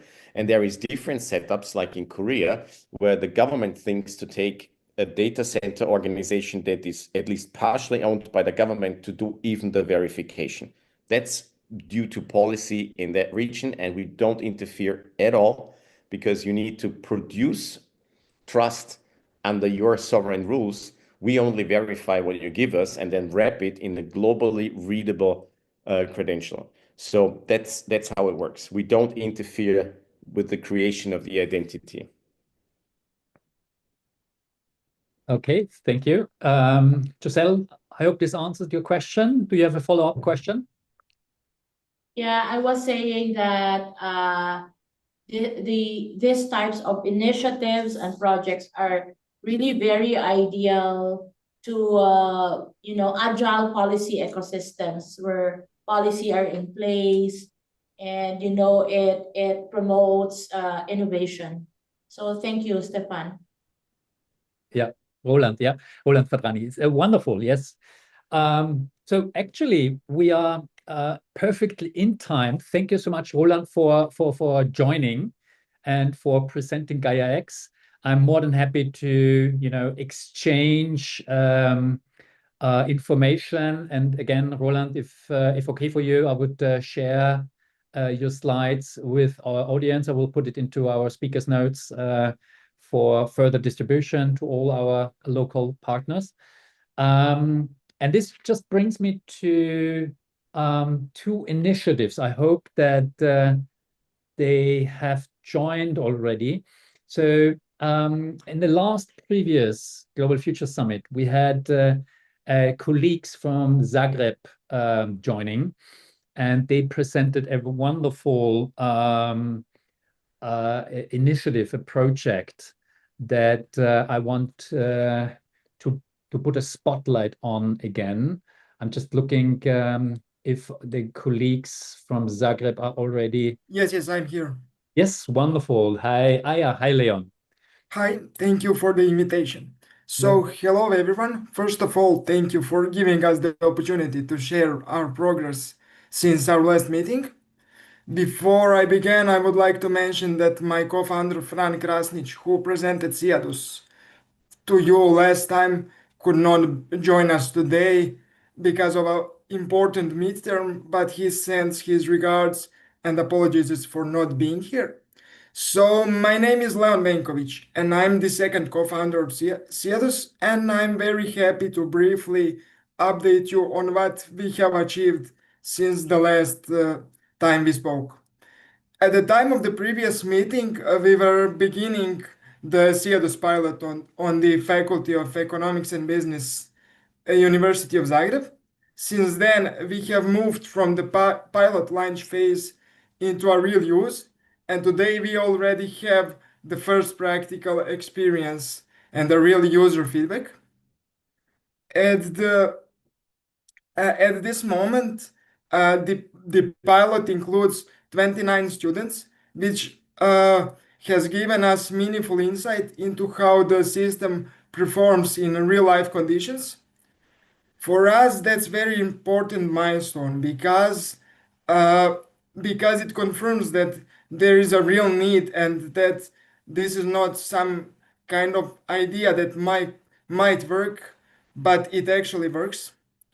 At the same time, the pilot helped us to clearly identify the parts of the system that needed improvement.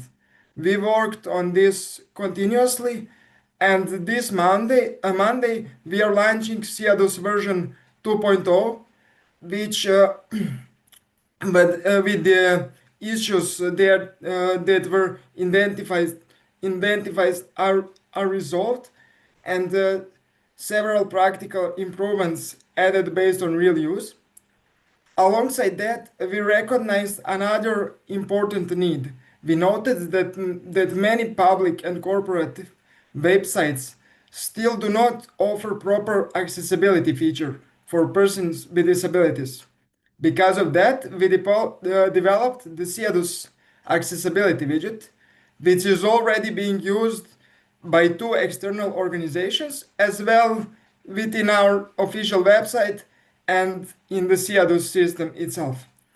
We also started working on the design and technical documentation for Black Swan, the model we mentioned on the previous meeting, which is indeed to connect persons with disabilities with employers and support their transition from university to labor market. We are also in a very early stage of exploring an AI agent that could support students with learning disabilities, but as I said, it's still in an early stage, so we will be happy to say more about it in the future. At the same time, we are conducting, let's say, market validation and preparing for the seed stage with the goal of securing some kind of a financial support throughout EU funds or some kind of investors for further development and growth. So overall, since our last meeting, CEDUS has moved from a early pilot project, let's say project, into idea and tested solution with real users, real feedback, and further development already planned. Thank you for your attention.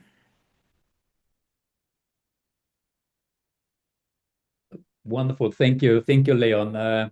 It's so lovely to see the progress and this very important work that you do. It's a pleasure and a privilege having you with us. So SILKROAD 4.0 is always about inclusion, and that's why I think this project is so important. From my perspective, we want to include not only corporates and commercial projects. That's one dimension, a very important dimension. This is our business model, to say, but also, that's the second dimension, we want to support a not-for-profit project or a project with a special purpose. And that's why I love CEDUS. I think it's a very inspiring initiative, and it's really it's very close to my heart to see that you are progressing. Thank you, Leon. Thank you for the nice words, and I will leave my email here in the comments. So if anyone has some more questions or would like to start a conversation in any way, we can get in touch that way. Thank you, Leon. Thank you. And I'm happy to include also your website then in the sum up and the follow-up email. So if there are other universities that want to be more involved in this project or other partners that come to your mind, please do so. Please do so. Yes, well, I will paste that in the comments also. Thank you. Thank you, Leon. And then just one other initiative that I wanted to put a very brief spotlight before we go back to our global local partners is Steve Dimber from Nairobi. Last time we had a little bit of a technical challenges with the internet. I don't know if Steve is online and if the connection is working. I would love to hear what has evolved since our last Global Future Summit in Kenya. Stevie, can you see us and hear us? Yes, I can see you, I can hear you. I don't know if you guys can hear me. Yes, we can. Lovely seeing you, Stevie. Great to see you and listen to all the conversations that have been going on since the beginning of the conference. Wonderful. So let us know what is going on in your world. So the last presentation was impressive during the last Global Future Summit. And yeah, spread the good news if you have any good news to tell. Yeah, thanks, Philip. Hello, everybody. My name is Steve Dimba, co-founder Clinic Telehealth. So we're a digital health company that's trying to ensure we democratize access to healthcare here in sub-Saharan Africa. We're based in Nairobi, Kenya, but with a global vision to ensure that we will be in all telecoms of Africa. So we've done a lot of development since the last time. Just to bring to speed what Clinic does. What Clinic has done is bring all verticals of healthcare into one scale that can be accessed via WhatsApp. As we all know, especially in sub-Saharan Africa, the patient-to-doctor ratio is it's way low. So what normally happens, people take a lot of time and energy to travel to see a doctor, and even if they go to the doctor's office, the lines are normally longer. So that means propensity for you to see a doctor in a day takes time. That means you might take a day off from work and things of the sort. So we're leveraging technology, especially Africa and Kenya specifically. WhatsApp has a very good penetration rate, and it's one of the app that's normally used frequently. From the stats that we currently have is 98% of smartphones in Kenya use WhatsApp as their core communication tool. Not even calls, not even SMS nowadays, because WhatsApp has that two-way audio vision and everything. So we're leveraging on that.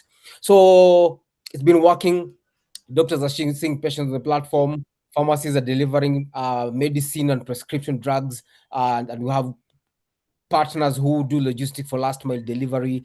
With therapists who are now seeing patients virtually, especially for mental health clients, and is working on. So what we are building now, the layer has been set. There's something that we observed and quite picking up. A lot of people are now going into physical fitness. Everybody is health conscious now. They want to eat healthy, they want to keep fit, and all this data is scattered everywhere. People use Strava, Adidas Running, and all those various apps that are staying in the silo.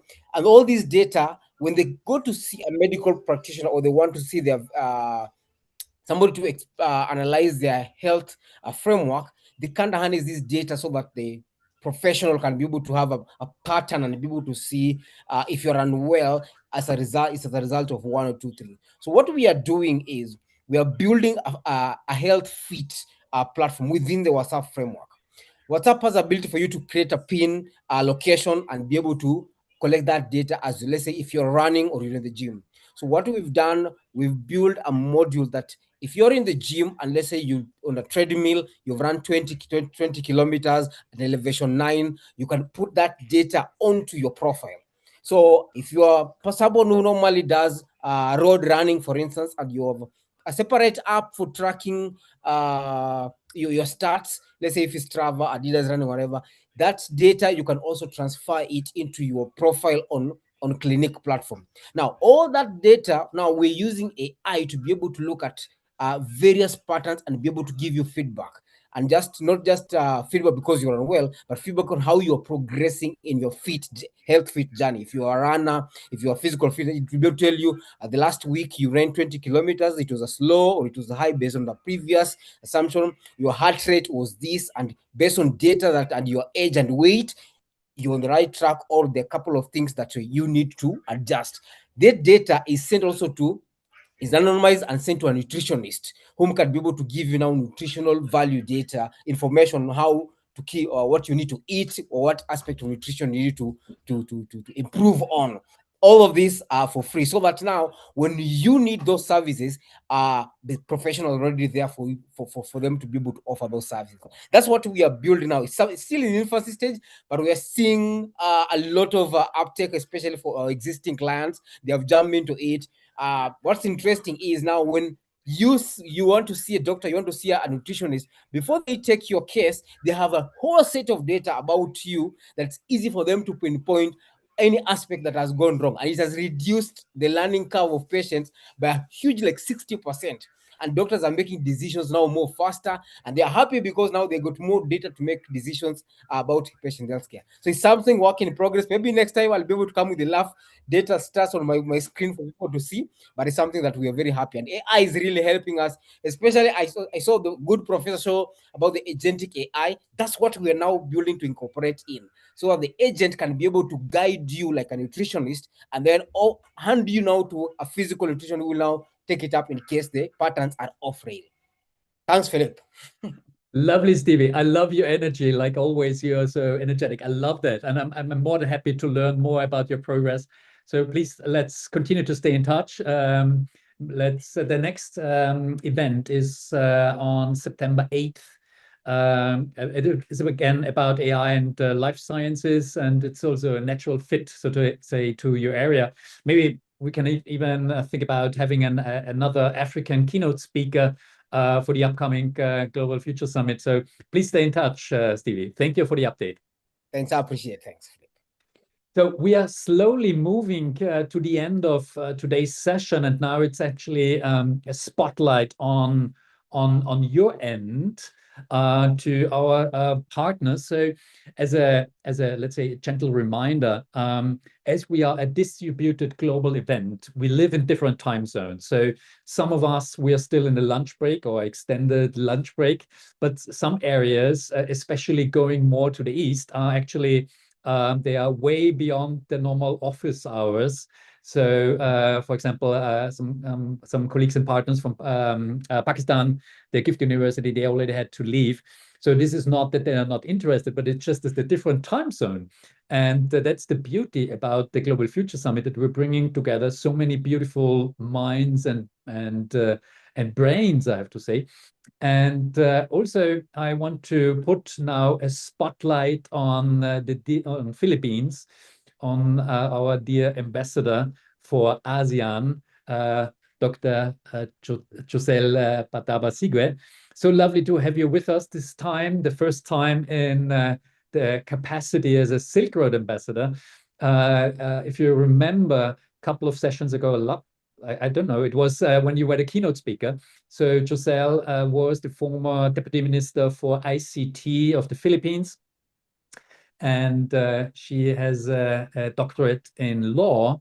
But as you can imagine, she's not a typical lawyer. She's an extraordinary woman. Josel, so lovely to having you with us. So I'm curious to learn more. What is going on in the Philippines? What's going on in Manila? Thank you, Dr. Philip. Thank you once again for having me here. I'm so proud to say that I think the Philippine representation is quite bigger this time. We have around 6 of our colleagues joining online, and we have here our colleagues joining on site. This is the first time I'm initiating this on site. So first of all, I'm so honored to be the ambassador, your engagement officer here for the Philippines and even for ASEAN. I used to serve as ASEAN Digital Senior Officials share during my stint as Undersecretary of the Department of Information and Communications Technology. And so listening to all the inputs tonight, because it's almost 8 o'clock in the evening here in the Philippines, we would like to say that AI, artificial intelligence, and even robotics are no longer emerging technologies insofar as ASEAN and the Philippines is concerned. And by the way, the Philippines now is also proud to celebrate the World Quantum Day. We have just seen the growth of interest around quantum technologies in the Philippines. I also now act as a legal advisor to the Quantum Society of the Philippines, and I'm proud of this private sector-led organization. Right now, AI and even robotics and other emerging technologies are actually core drivers of economic competitiveness, government transformation, and regional integration across ASEAN. By 2030, AI is projected to contribute approximately or more than $1 trillion to Southeast Asia's GDP, highlighting its strategic importance to the region. Right now, ASEAN also faces accelerated workforce disruption, requiring large-scale reskilling and institutional adoption. You mentioned that I share a little bit about ASEAN. Here we have high growth, high adoption in the region, but not yet as a frontier innovator in AI. We are rapidly deploying AI across sectors, as mentioned earlier by my colleagues, building digital infrastructure, which is very important for us as ASEAN countries, and strengthening policy awareness. And that is where I am actually, I use my legal lens to develop and help in creating digital innovation in policy. And so right now, as we speak, ASEAN and also the Philippines, we need to do more in the area of advanced AI and R&D capacity. So this is good because we are coming together here, exploring how we can work together.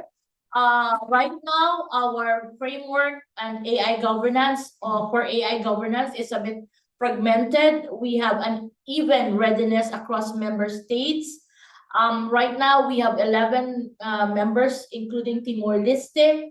And just 2 days ago, the AI and Democratic Values Index, which took a look at 80 countries, showed that many ASEAN countries are still developing foundational AI governance mechanisms, especially for algorithmic transparency, regulatory oversight, and protection of human rights in AI system.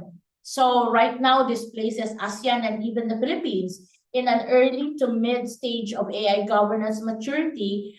But as we all say, the only way is up. We are here.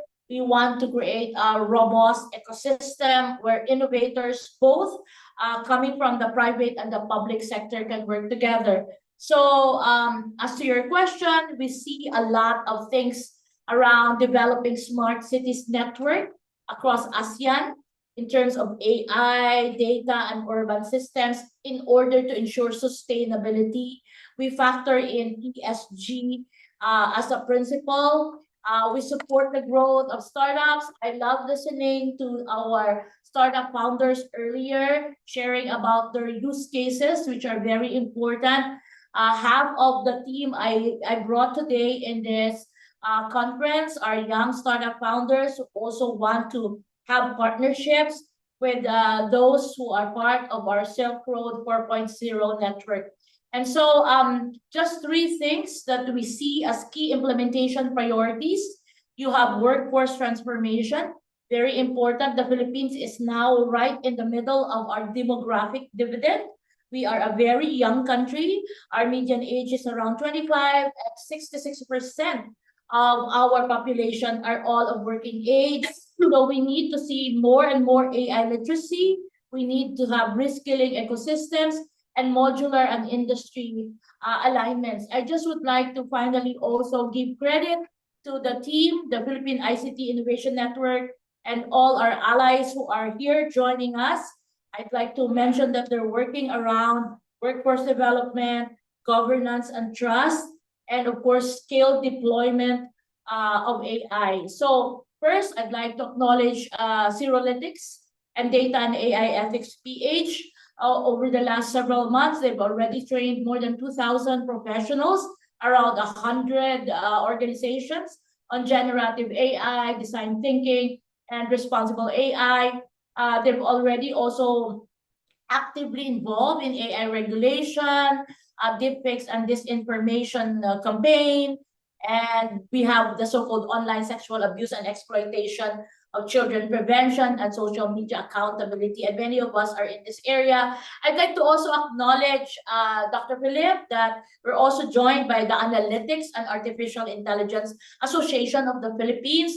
They've been here since the start of the streaming.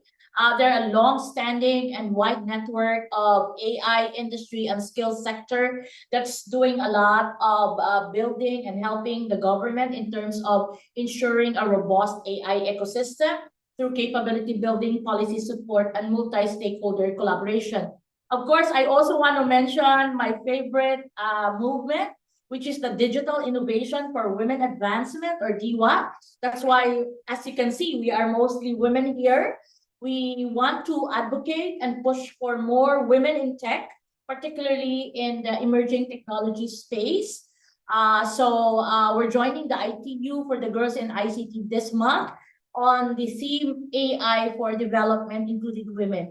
And finally, I'd like to share that just this year, we have designed under the Development Academy of the Philippines, Graduate School for Public Management, what we call an executive course on emerging technologies and anticipatory governance.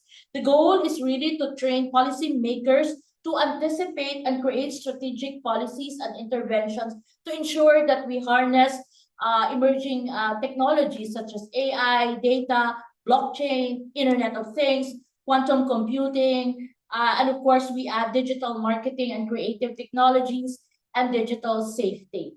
And so I'm just so happy to be here. I would like to continue to align with the efforts of SILKROAD. I truly believe your goal of connecting individuals and associations for purposes of global partnerships, but we need to also be locally grounded to ensure that we develop and bridge economies, regardless of which level they are now, to scale inclusive AI solutions. And of course, finally, to contribute to global governance dialogue. As one of the speakers earlier mentioned, conversations are so important. And so it's very important that ASEAN and even the Philippines should be part of all this momentum in order to expand our growing emerging technologies and AI ecosystem, and in order to ensure that we have relevant governance frameworks to ensure capacity development and, of course, coordinated implementation. Thank you so much for this opportunity, for this spotlight that you're giving to Manila and the rest of the Philippines. Thank you, Dr. Philip. Thank you, Giselle. It's always lovely hearing you and seeing you. And I love your passion and your energy, like always. Now, having said this, I mean, by definition, I'm not female, but I would love to connect more female-led initiatives and projects. So unfortunately, my dear friend Violetta Bulc, the former commissioner for mobility and transport of the European Commission, I think she could be a wonderful also multiplier for the course. And a couple of other names that come to my mind when it comes to push forward those amazing initiatives. So please, I really encourage all of you to use this offer of the Trust Hub. It's so much easier than to forward you and connect you with the right people if we have a good, inspiring initiative in the system, because then it's easier to keep track on the activities that's going on. So please feel free to submit your project. Don't be shy. And then let's see how we can make things happen, how we can make magic happen. That's what I always say. So thank you so much, Joselle. I'm just looking at the other partners around the world. I wonder if somebody else wants to speak up and to give a short update on what you're working on, what you are currently driving forward. I know that my dear friend Dr. Fahad also is very active in projects. I don't know, Fahad, if you want to briefly speak up as a life sign of Pakistan.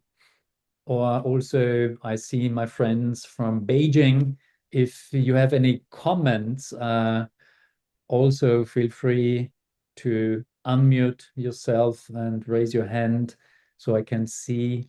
And also the Bangor University, it's so lovely to have them with us for the first time here.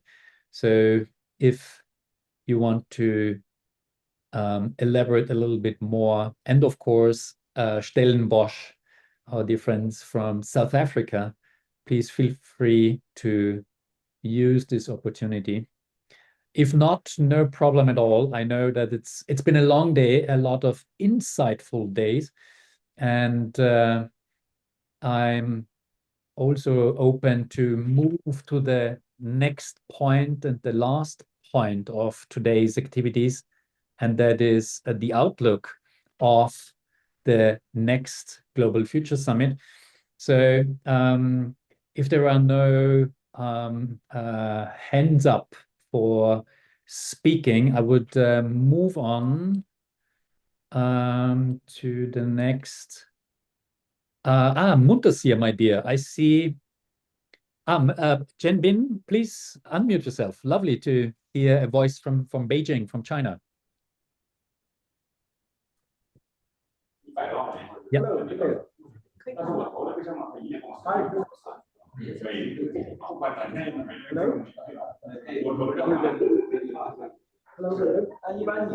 I do hear a little bit of background noise.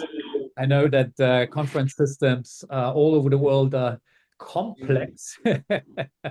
Hi, Philip. Yes, I can hear you. Yeah, good morning and evening.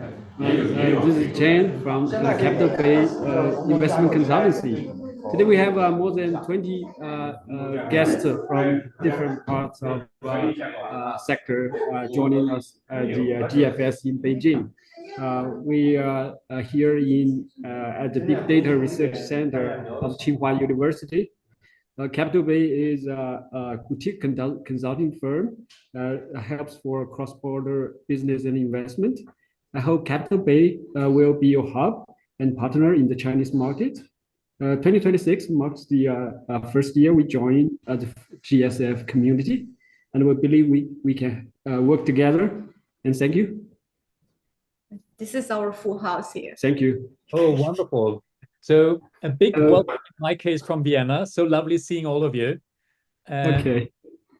Thank you for joining us. I love seeing new faces. I always encourage new cities to join, new partnerships to join.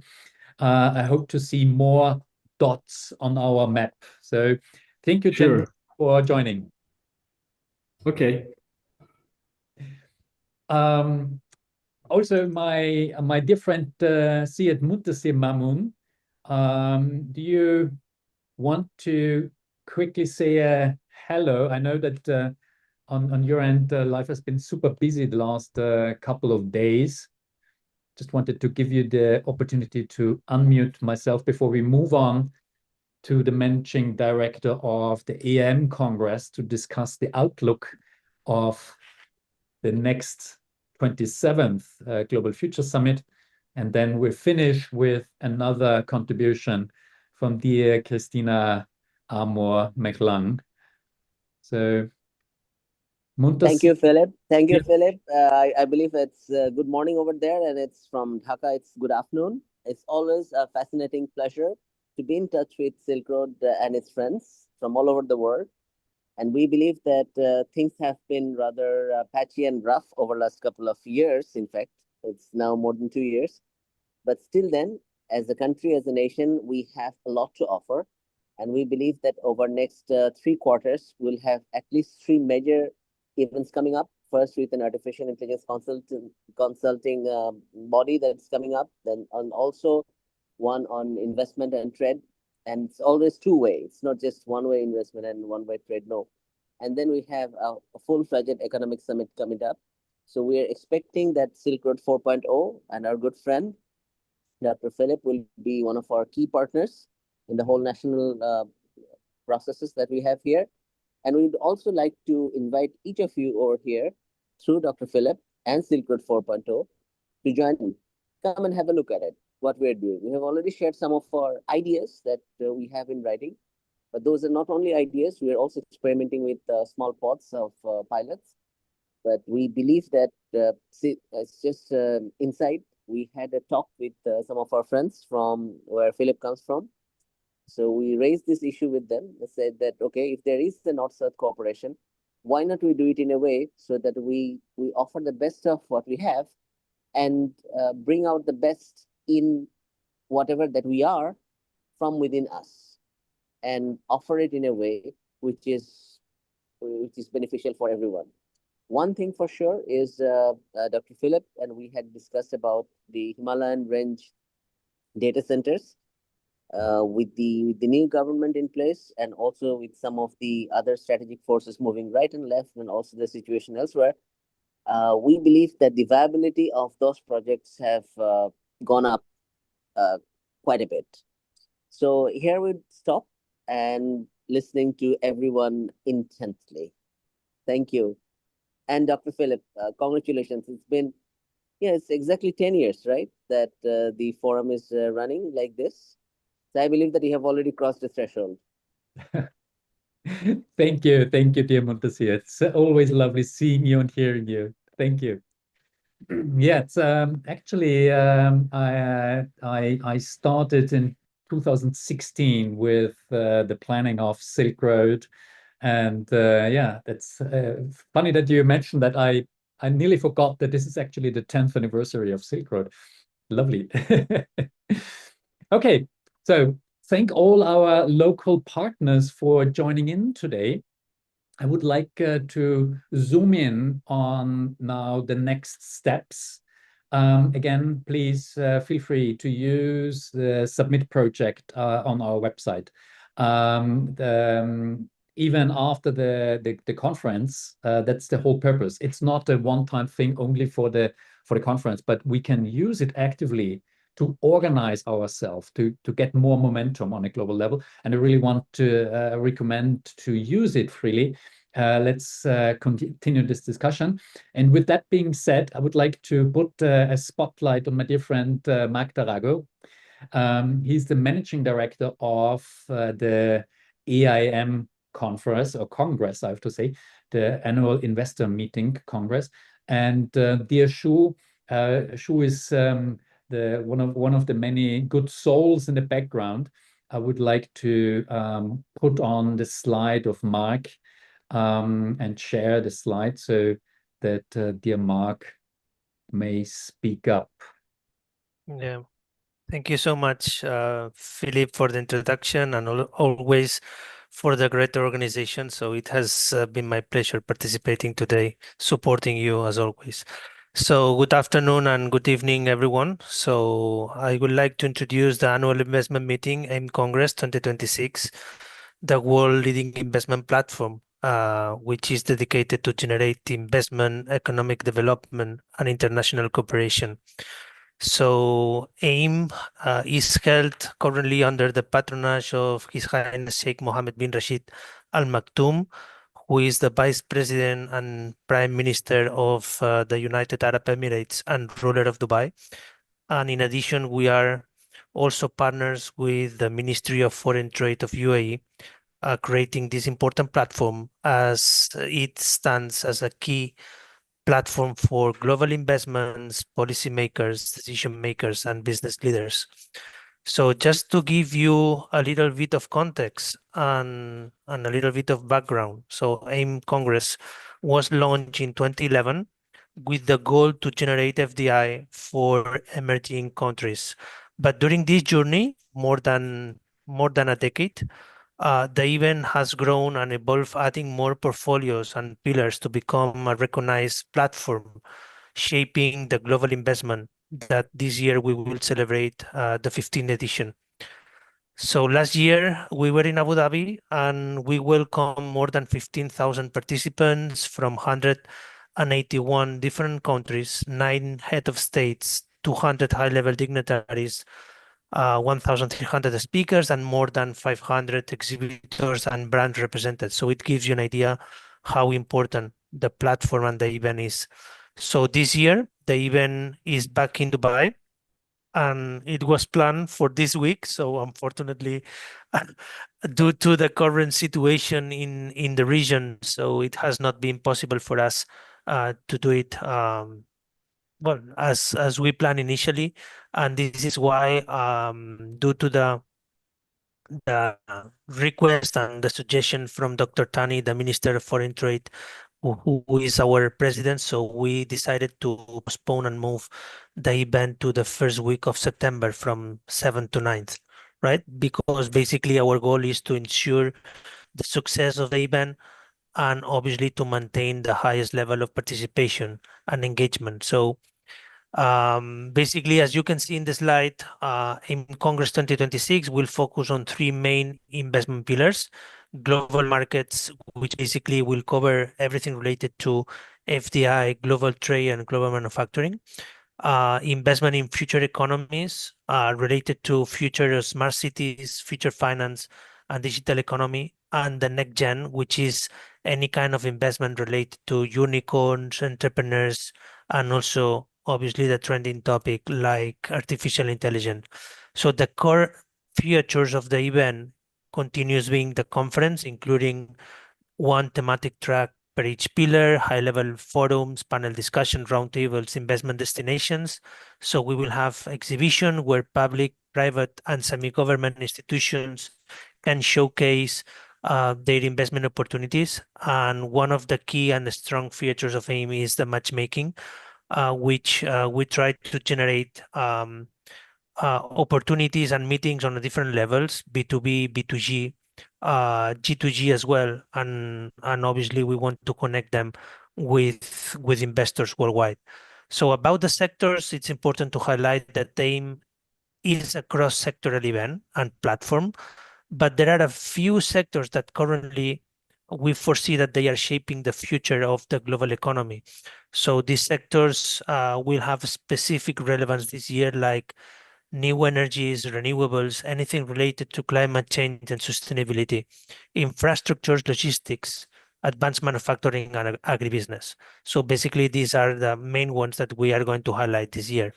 So in conclusion, Philip, and to all the audience, AIM Congress 2026 will continue serve as a platform for all the participants to connect to global markets and to enable global investments for all of them. So thank you again for the opportunity to present AIM. Philip, congratulations for all all the way that you have been working during the last years, and we are all of you more than welcome to be in Dubai next September. Thank you, dear Mark. I'm just smiling. I had one slide that I don't know if you remember.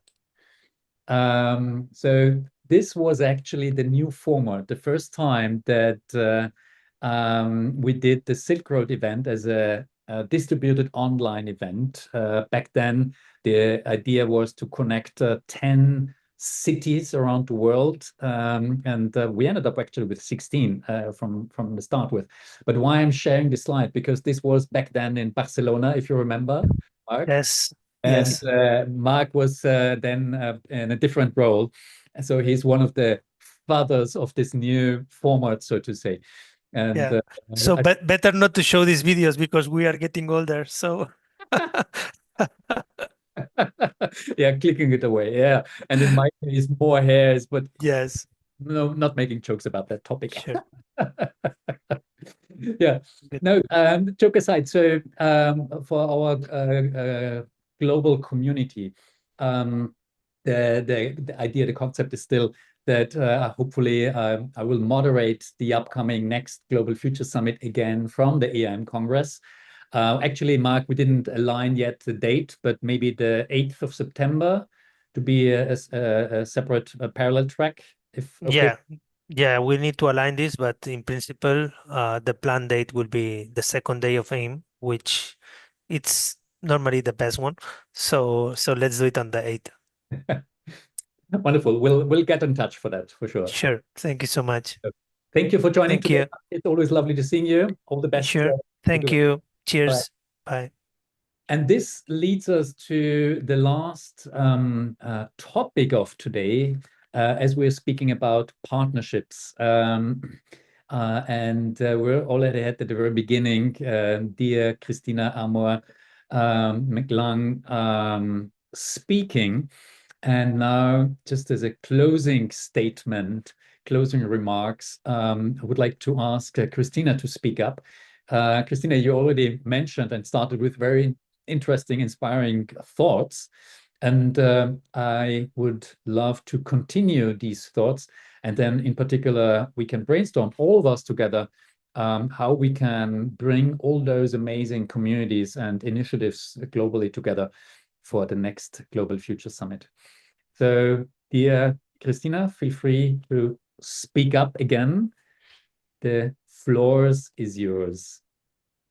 Absolutely. Thank you so much, Dr. Philippe. And I'll try not to tax everyone's patience, because I know everyone has been patiently listening to all the incredible opportunities that have been offered to them. And mine will be less of a closing and really more to plant seeds of what we can do together moving forward, especially through the platform that has been established by Dr. Philippe. So my name, once again, is Christina Amor McLung, and friends call me Amor, and I am the Secretary General of the International Digital Economies Association, known as IDEA. We're based out of, thank you so much. Thank you so much for running the presentation. We're domiciled out of Hong Kong, where I'm currently am right now. And what I'd like to maybe start with is to ask you all a simple question. So I think most of us were all old enough to remember geopolitical tags like first world and third world, right? Or which eventually tried to slide into an attempt to be more politically correct with global north and global south, right? However, we'd like to help reframe those references, given the fact that we are, as the global majority, referring to a market that represents close to 85% of the world's population, and cumulatively contributes to a little over half of the global GDP. It is expected that come 2030, we will be contributing 65% to 70% of this GDP. If that's the case, then the term emerging markets may be inappropriate, and instead we would like to be called the global majority. Just one second. I speak about technology, but technology is not my friend this afternoon. I know that. And you know it far too well. And today, the conversation is not just about the potential that we can work on together. What I wanted to do is leave a few things which could really be the start of opportunities. And I'll share with you what it is that we can do. First is, I'd like to start with a foundation on digital public infrastructure. In the global majority, something remarkable is happening. These markets are not most of the markets are wanting to upgrade legacy systems, and many of these markets are actually leading the world in terms of updating certain legacy systems like finance, fintech, and banking. I remember speaking to the then economic minister in Switzerland, maybe sometime 2021, 2022. And we proudly said that it is because we have an almost non-existent banking infrastructure. That is the reason why we have some of the best fintech ecosystems around. We all know, of course, that who's led this revolution are our brothers and sisters in Kenya through M-Pesa. Now, the problem is actually much deeper. Today, more than 1 billion people globally still lack formal digital credentials and identity, which means exclusion not just from the financial system, but in other critical areas like healthcare and other aspects of the digital economy. So, in principle, we are poor, not because we do not have the resources, but because it's almost difficult for us to be identified. But we are also witnessing a transformation. We are actually in active discussions with the front end of the Aadhaar, which is the world-renowned digital public infrastructure for ID coming from India, on how we can bring it to certain markets, especially in Africa and Southeast Asia.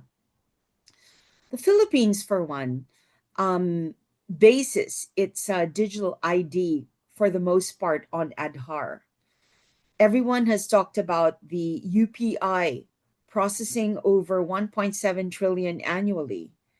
And my favorite of all, DigiLocker, which allows people to have agency over their own documents, digitized documents, that gives them the opportunity to actually choose which financial institution to work with.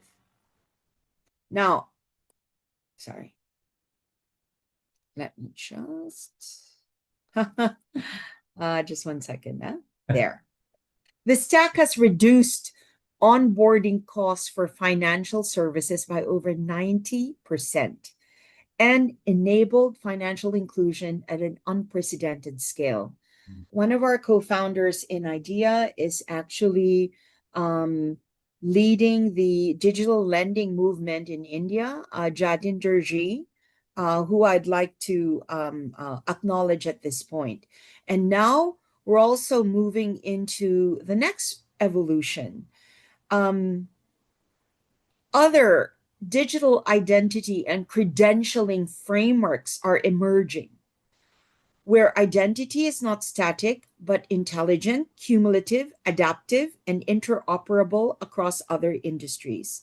We're very proud to talk about the opportunities that can be brought to the rest of the world through one of our partners in IDEA, the founder of Turing certificates. They basically issued 6 million digital certificates in behalf of the United Nations.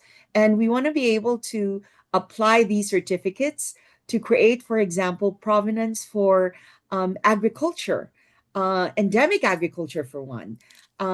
Just to share with you, the most commercially successful perfume in the whole world, you may or may not know, is Chanel No. 5. And the key ingredient in Chanel No. 5 is a flower called the ilang ilang, which is native.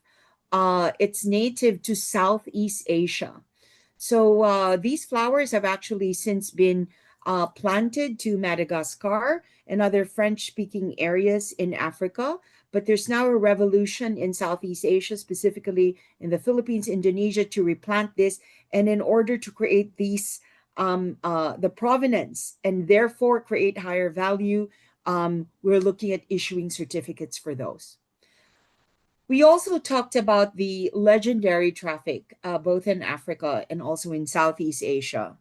If anyone has been caught in a 3-hour traffic jam, as I have in Jakarta, I love Jakarta, then you will understand why one of the most prominent unicorns in Southeast Asia actually tried to solve this problem. Gojek has grown into a 10 billion platform supporting over 2 million drivers and merchants in Indonesia. And they've actually gone into other markets as well, creating a full stack digital economy across transport, payments, and logistics. I'll tell you, whenever I speak overseas, they always ask me about the phenomenon that is the phenomenon of the phenomenon of super apps, right? Super apps. Because in most financially mature countries, like say, for example, Japan, Russia, Switzerland, you probably don't know what a super app is. But in China, in Southeast Asia, in the Philippines, we live and die based on our super apps. It integrates food, payments, transport, last mile delivery, and in certain cases, even dating. In the Philippines, Angkas has formalized also into an informal motorcycle and now a four-wheel ride hailing, a local homegrown brand, improving safety, income stability, and urban mobility. What this has done is actually given rise to what we call gigsters, right? Or the informal but formal working sector that earns anywhere from 100 to $200 dollars a day, subsists also on daily micro lending platforms. The Southeast Asia, Pakistan, Philippines are one of the biggest markets for gigsters, right? So they are their own bosses and they determine their time and they can choose to work when they want to. In our region, even agriculture is being transformed. Here in Hong Kong, one of the pioneering pillars is actually in low altitude economies. So this would be your unmanned vehicles, drones that are usually used for agriculture, and Hong Kong and the Greater Bay Area is actually leading when it comes to that. Globally, agri-tech is projected to become 30 to 40 billion by US dollars by 2030, unlocking productivity and embedding into it fintech. It actually creates more economic opportunities for farmers. Something we're all very excited to share with the rest of the world is actually the developments in low altitude economy. From drone-based delivery systems to aerial mobility. Currently, in behalf of the Hong Kong government, specifically the Hong Kong Trade Development Corporation, which is now celebrating its 60th anniversary. I have been personally serving as its ambassador for close to 4 years now. We saw the incredible amount of development, not just in drones and robotics, not just here in Hong Kong and the Greater Bay Area, but coming from mainland as well. You probably all remember quite fondly and with both awe and inspiration the mainland Chinese performance, the robot mainland Chinese performance during Chinese New Year. And I'll tell you, I haven't found my jaw. I dropped it somewhere in the exhibition area. The amount of robotic options, whether it's to replace, whether it's to enhance the retail experience, smaller robots that would actually teach your kids, or even those that could actually replace manpower for logistics. It's so pervasive here. And I'm just talking about what we see here in Hong Kong. When you bring this all together, the digital infrastructure and the opportunities for digital transformation that's being led by the problems that we had to solve, the global majority represents 5 trillion in opportunities. And now let's move to an untapped engine of growth, which is the small, medium enterprises and fintech. Across the global majority, small to medium-sized enterprises represents anywhere from 90 to 99% of all businesses and over 50 to 60% of employment. And yet, we face a staggering 5.2 trillion global financing gap. And that's not just a constraint. This is one of the largest untapped financial opportunities in the world. In Bangladesh, for example, we are seeing real solutions emerge through initiatives like Prime Bank's digital SME lending platforms. Businesses that were previously invisible to banks are now gaining access to credit through alternative data and scoring, faster approvals, and digital and creative digital onboarding process. You know, whenever I give a talk, I usually tell people the first thing I notice is not your watch or not your pen, but rather as to whether your phone has full charge, your phone battery has full charge or not. Do you know that you could be judged? Your credit score could be high or low depending on how much charge your phone has. So that's how sophisticated credit scoring is. And now loan processing times have dropped from weeks to days. And at the same time, global ecosystems are stepping in to connect capital to innovation. So we are not just about the emerging markets. I also want to do a special shout out, since I know that many of our partners here are coming from Europe, specifically Northern Europe. I want to do a special shout out to one of our most important partners in IDEA, which is the government of Luxembourg, specifically Luxembourg for Finance and its arm, the Luxembourg House of Financial Technologies. You may or may not know that Luxembourg contributes 1.67% of its GDP to supporting innovations in financial inclusion.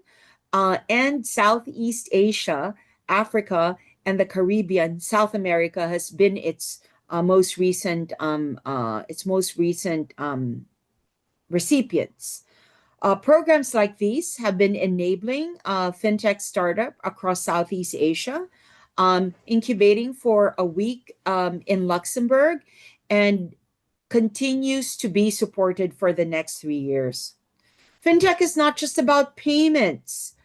It is becoming the infrastructure for economic participation in the global markets. Now, let me turn to what I believe is the next fintech or the next frontier, which is health. Let me say this. Health is a new fintech. I'll tell you why. Many of the technologies that we use in fintech can actually be seamlessly applied to health, anywhere from storage of health records, financial records, now health records, the interoperability between organizations. Think health score instead of credit score. By 2050, 1 in 6 people globally will be over the age of 65. I don't need to make reference to the hot mic moment between President Xi Jinping and President Putin, because the next major economic transformation, both in society, health, and yes, also finance, will be driven by this demographics and longevity movement. Healthcare spending is projected to exceed 10 trillion globally. And as people live longer, we have to look at how saving, investments, insurance is going to have to adjust to this new and improved health and lifespan. This creates a massive gap and an even bigger economic opportunity. Take, for example, in not just global north countries like Luxembourg or maybe Japan, but the phenomenon of aging is actually global. And the challenge is not just to pursue the ongoing narrative, which is to support the top 1%, but rather how do we look at longevity and the enhancement of health span and lifespan and embed it into public health infrastructure. So I don't have the answer yet. We have some pilots and idea, and I'm going to leave it there. Now, everyone's talking about AI, whether it's generative, agentic, and now they're talking about personalized AI. But really, I want to take AI and apply it to where I feel it really could matter in the emerging markets, in the global majority, like in health. I'd like to use the case of the country I'm born, which is the Philippines. Unfortunately, it is still one of the highest, it is one of the countries with the highest rates for tuberculosis incident globally, with over 500 cases for every 100,000 people. And yet, and for some countries, it's not even an issue anymore. And yet, diagnosis remains slow and fragmented. Imagine what happens when we can take AI and apply it at scale.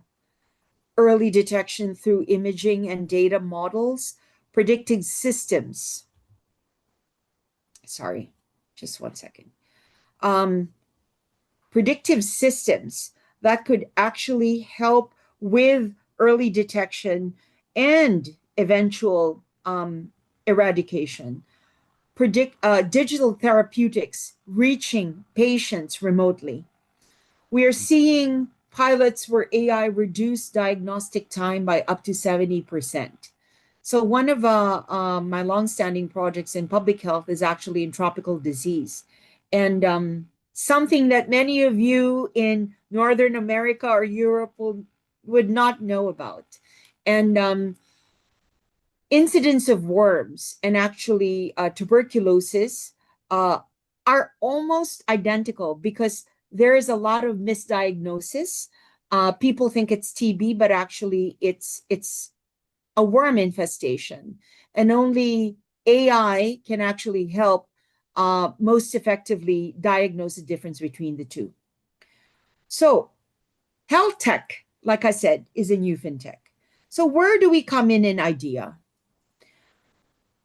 We're very proud to support the digital economy leaders across 100 countries and to create economic opportunities for them. Whether it's connecting them to countries like Luxembourg for Southeast Asia or sending it. Last year, we sent close to 30 of our leaders on fully paid economic and educational missions across the world. But we're not just a network, but we are a platform for execution. We run small pilots.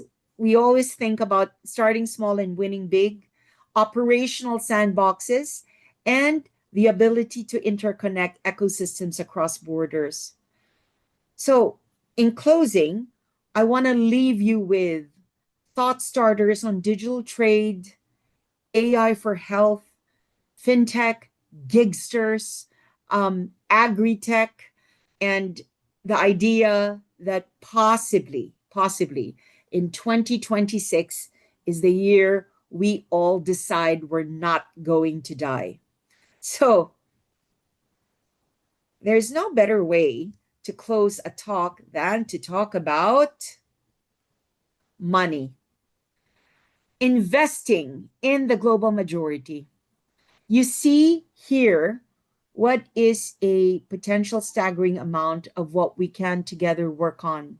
And together with SILKROAD, with the ecosystem that Dr. Philippe has built, there is close to nothing that's impossible for us to work on together. Wars in whatever regions be damned. Thank you so much to everyone. Asante sana to our friends in Africa. Thank you, everyone. Maraming salamat po to all my kababayans. Thank you, Dr. Philippe. Dankeschön. Lovely. Thank you so much for this really interesting and inspiring talk, Christina. Amor gives you the right name, I have to say. I love the name, and I love the talk. So yes, we are a little bit over time, so I want to cut it short here. But please, I think the date is fixed September 8th for the upcoming Global Future Summit. I love to continue the discussion, what we can build together. I love to think big, connect the dots further, especially with our partners from IDEA. I think there was a lot of food for thoughts for all of us. I still have to digest all this information. I'm just thinking about charging my mobile phone. I love this example, and it's exactly how it should be. So let's stay in touch. I know it's been a very long day, a very insightful day. Thank you all for joining. And with that, I would like to commence and close the 26th Global Future Summit. A big thank you for all the supporters, especially for this amazing team in the invisible, to hopefully all of you, because they did such an amazing job that nobody noticed that they're there. That's always the surprising part, let's say. So Shu, thank you so much for juggling all this in the background. Konstantin, to juggling all the global partners. I know it's a lot of work. And the whole Vienna team that did an amazing job of organizing this on such a short notice and rearranging and being so flexible, and all our global partners who made today's day possible. A big thank you, and I wish you a wonderful rest of the day. All the best from Vienna. Cheers.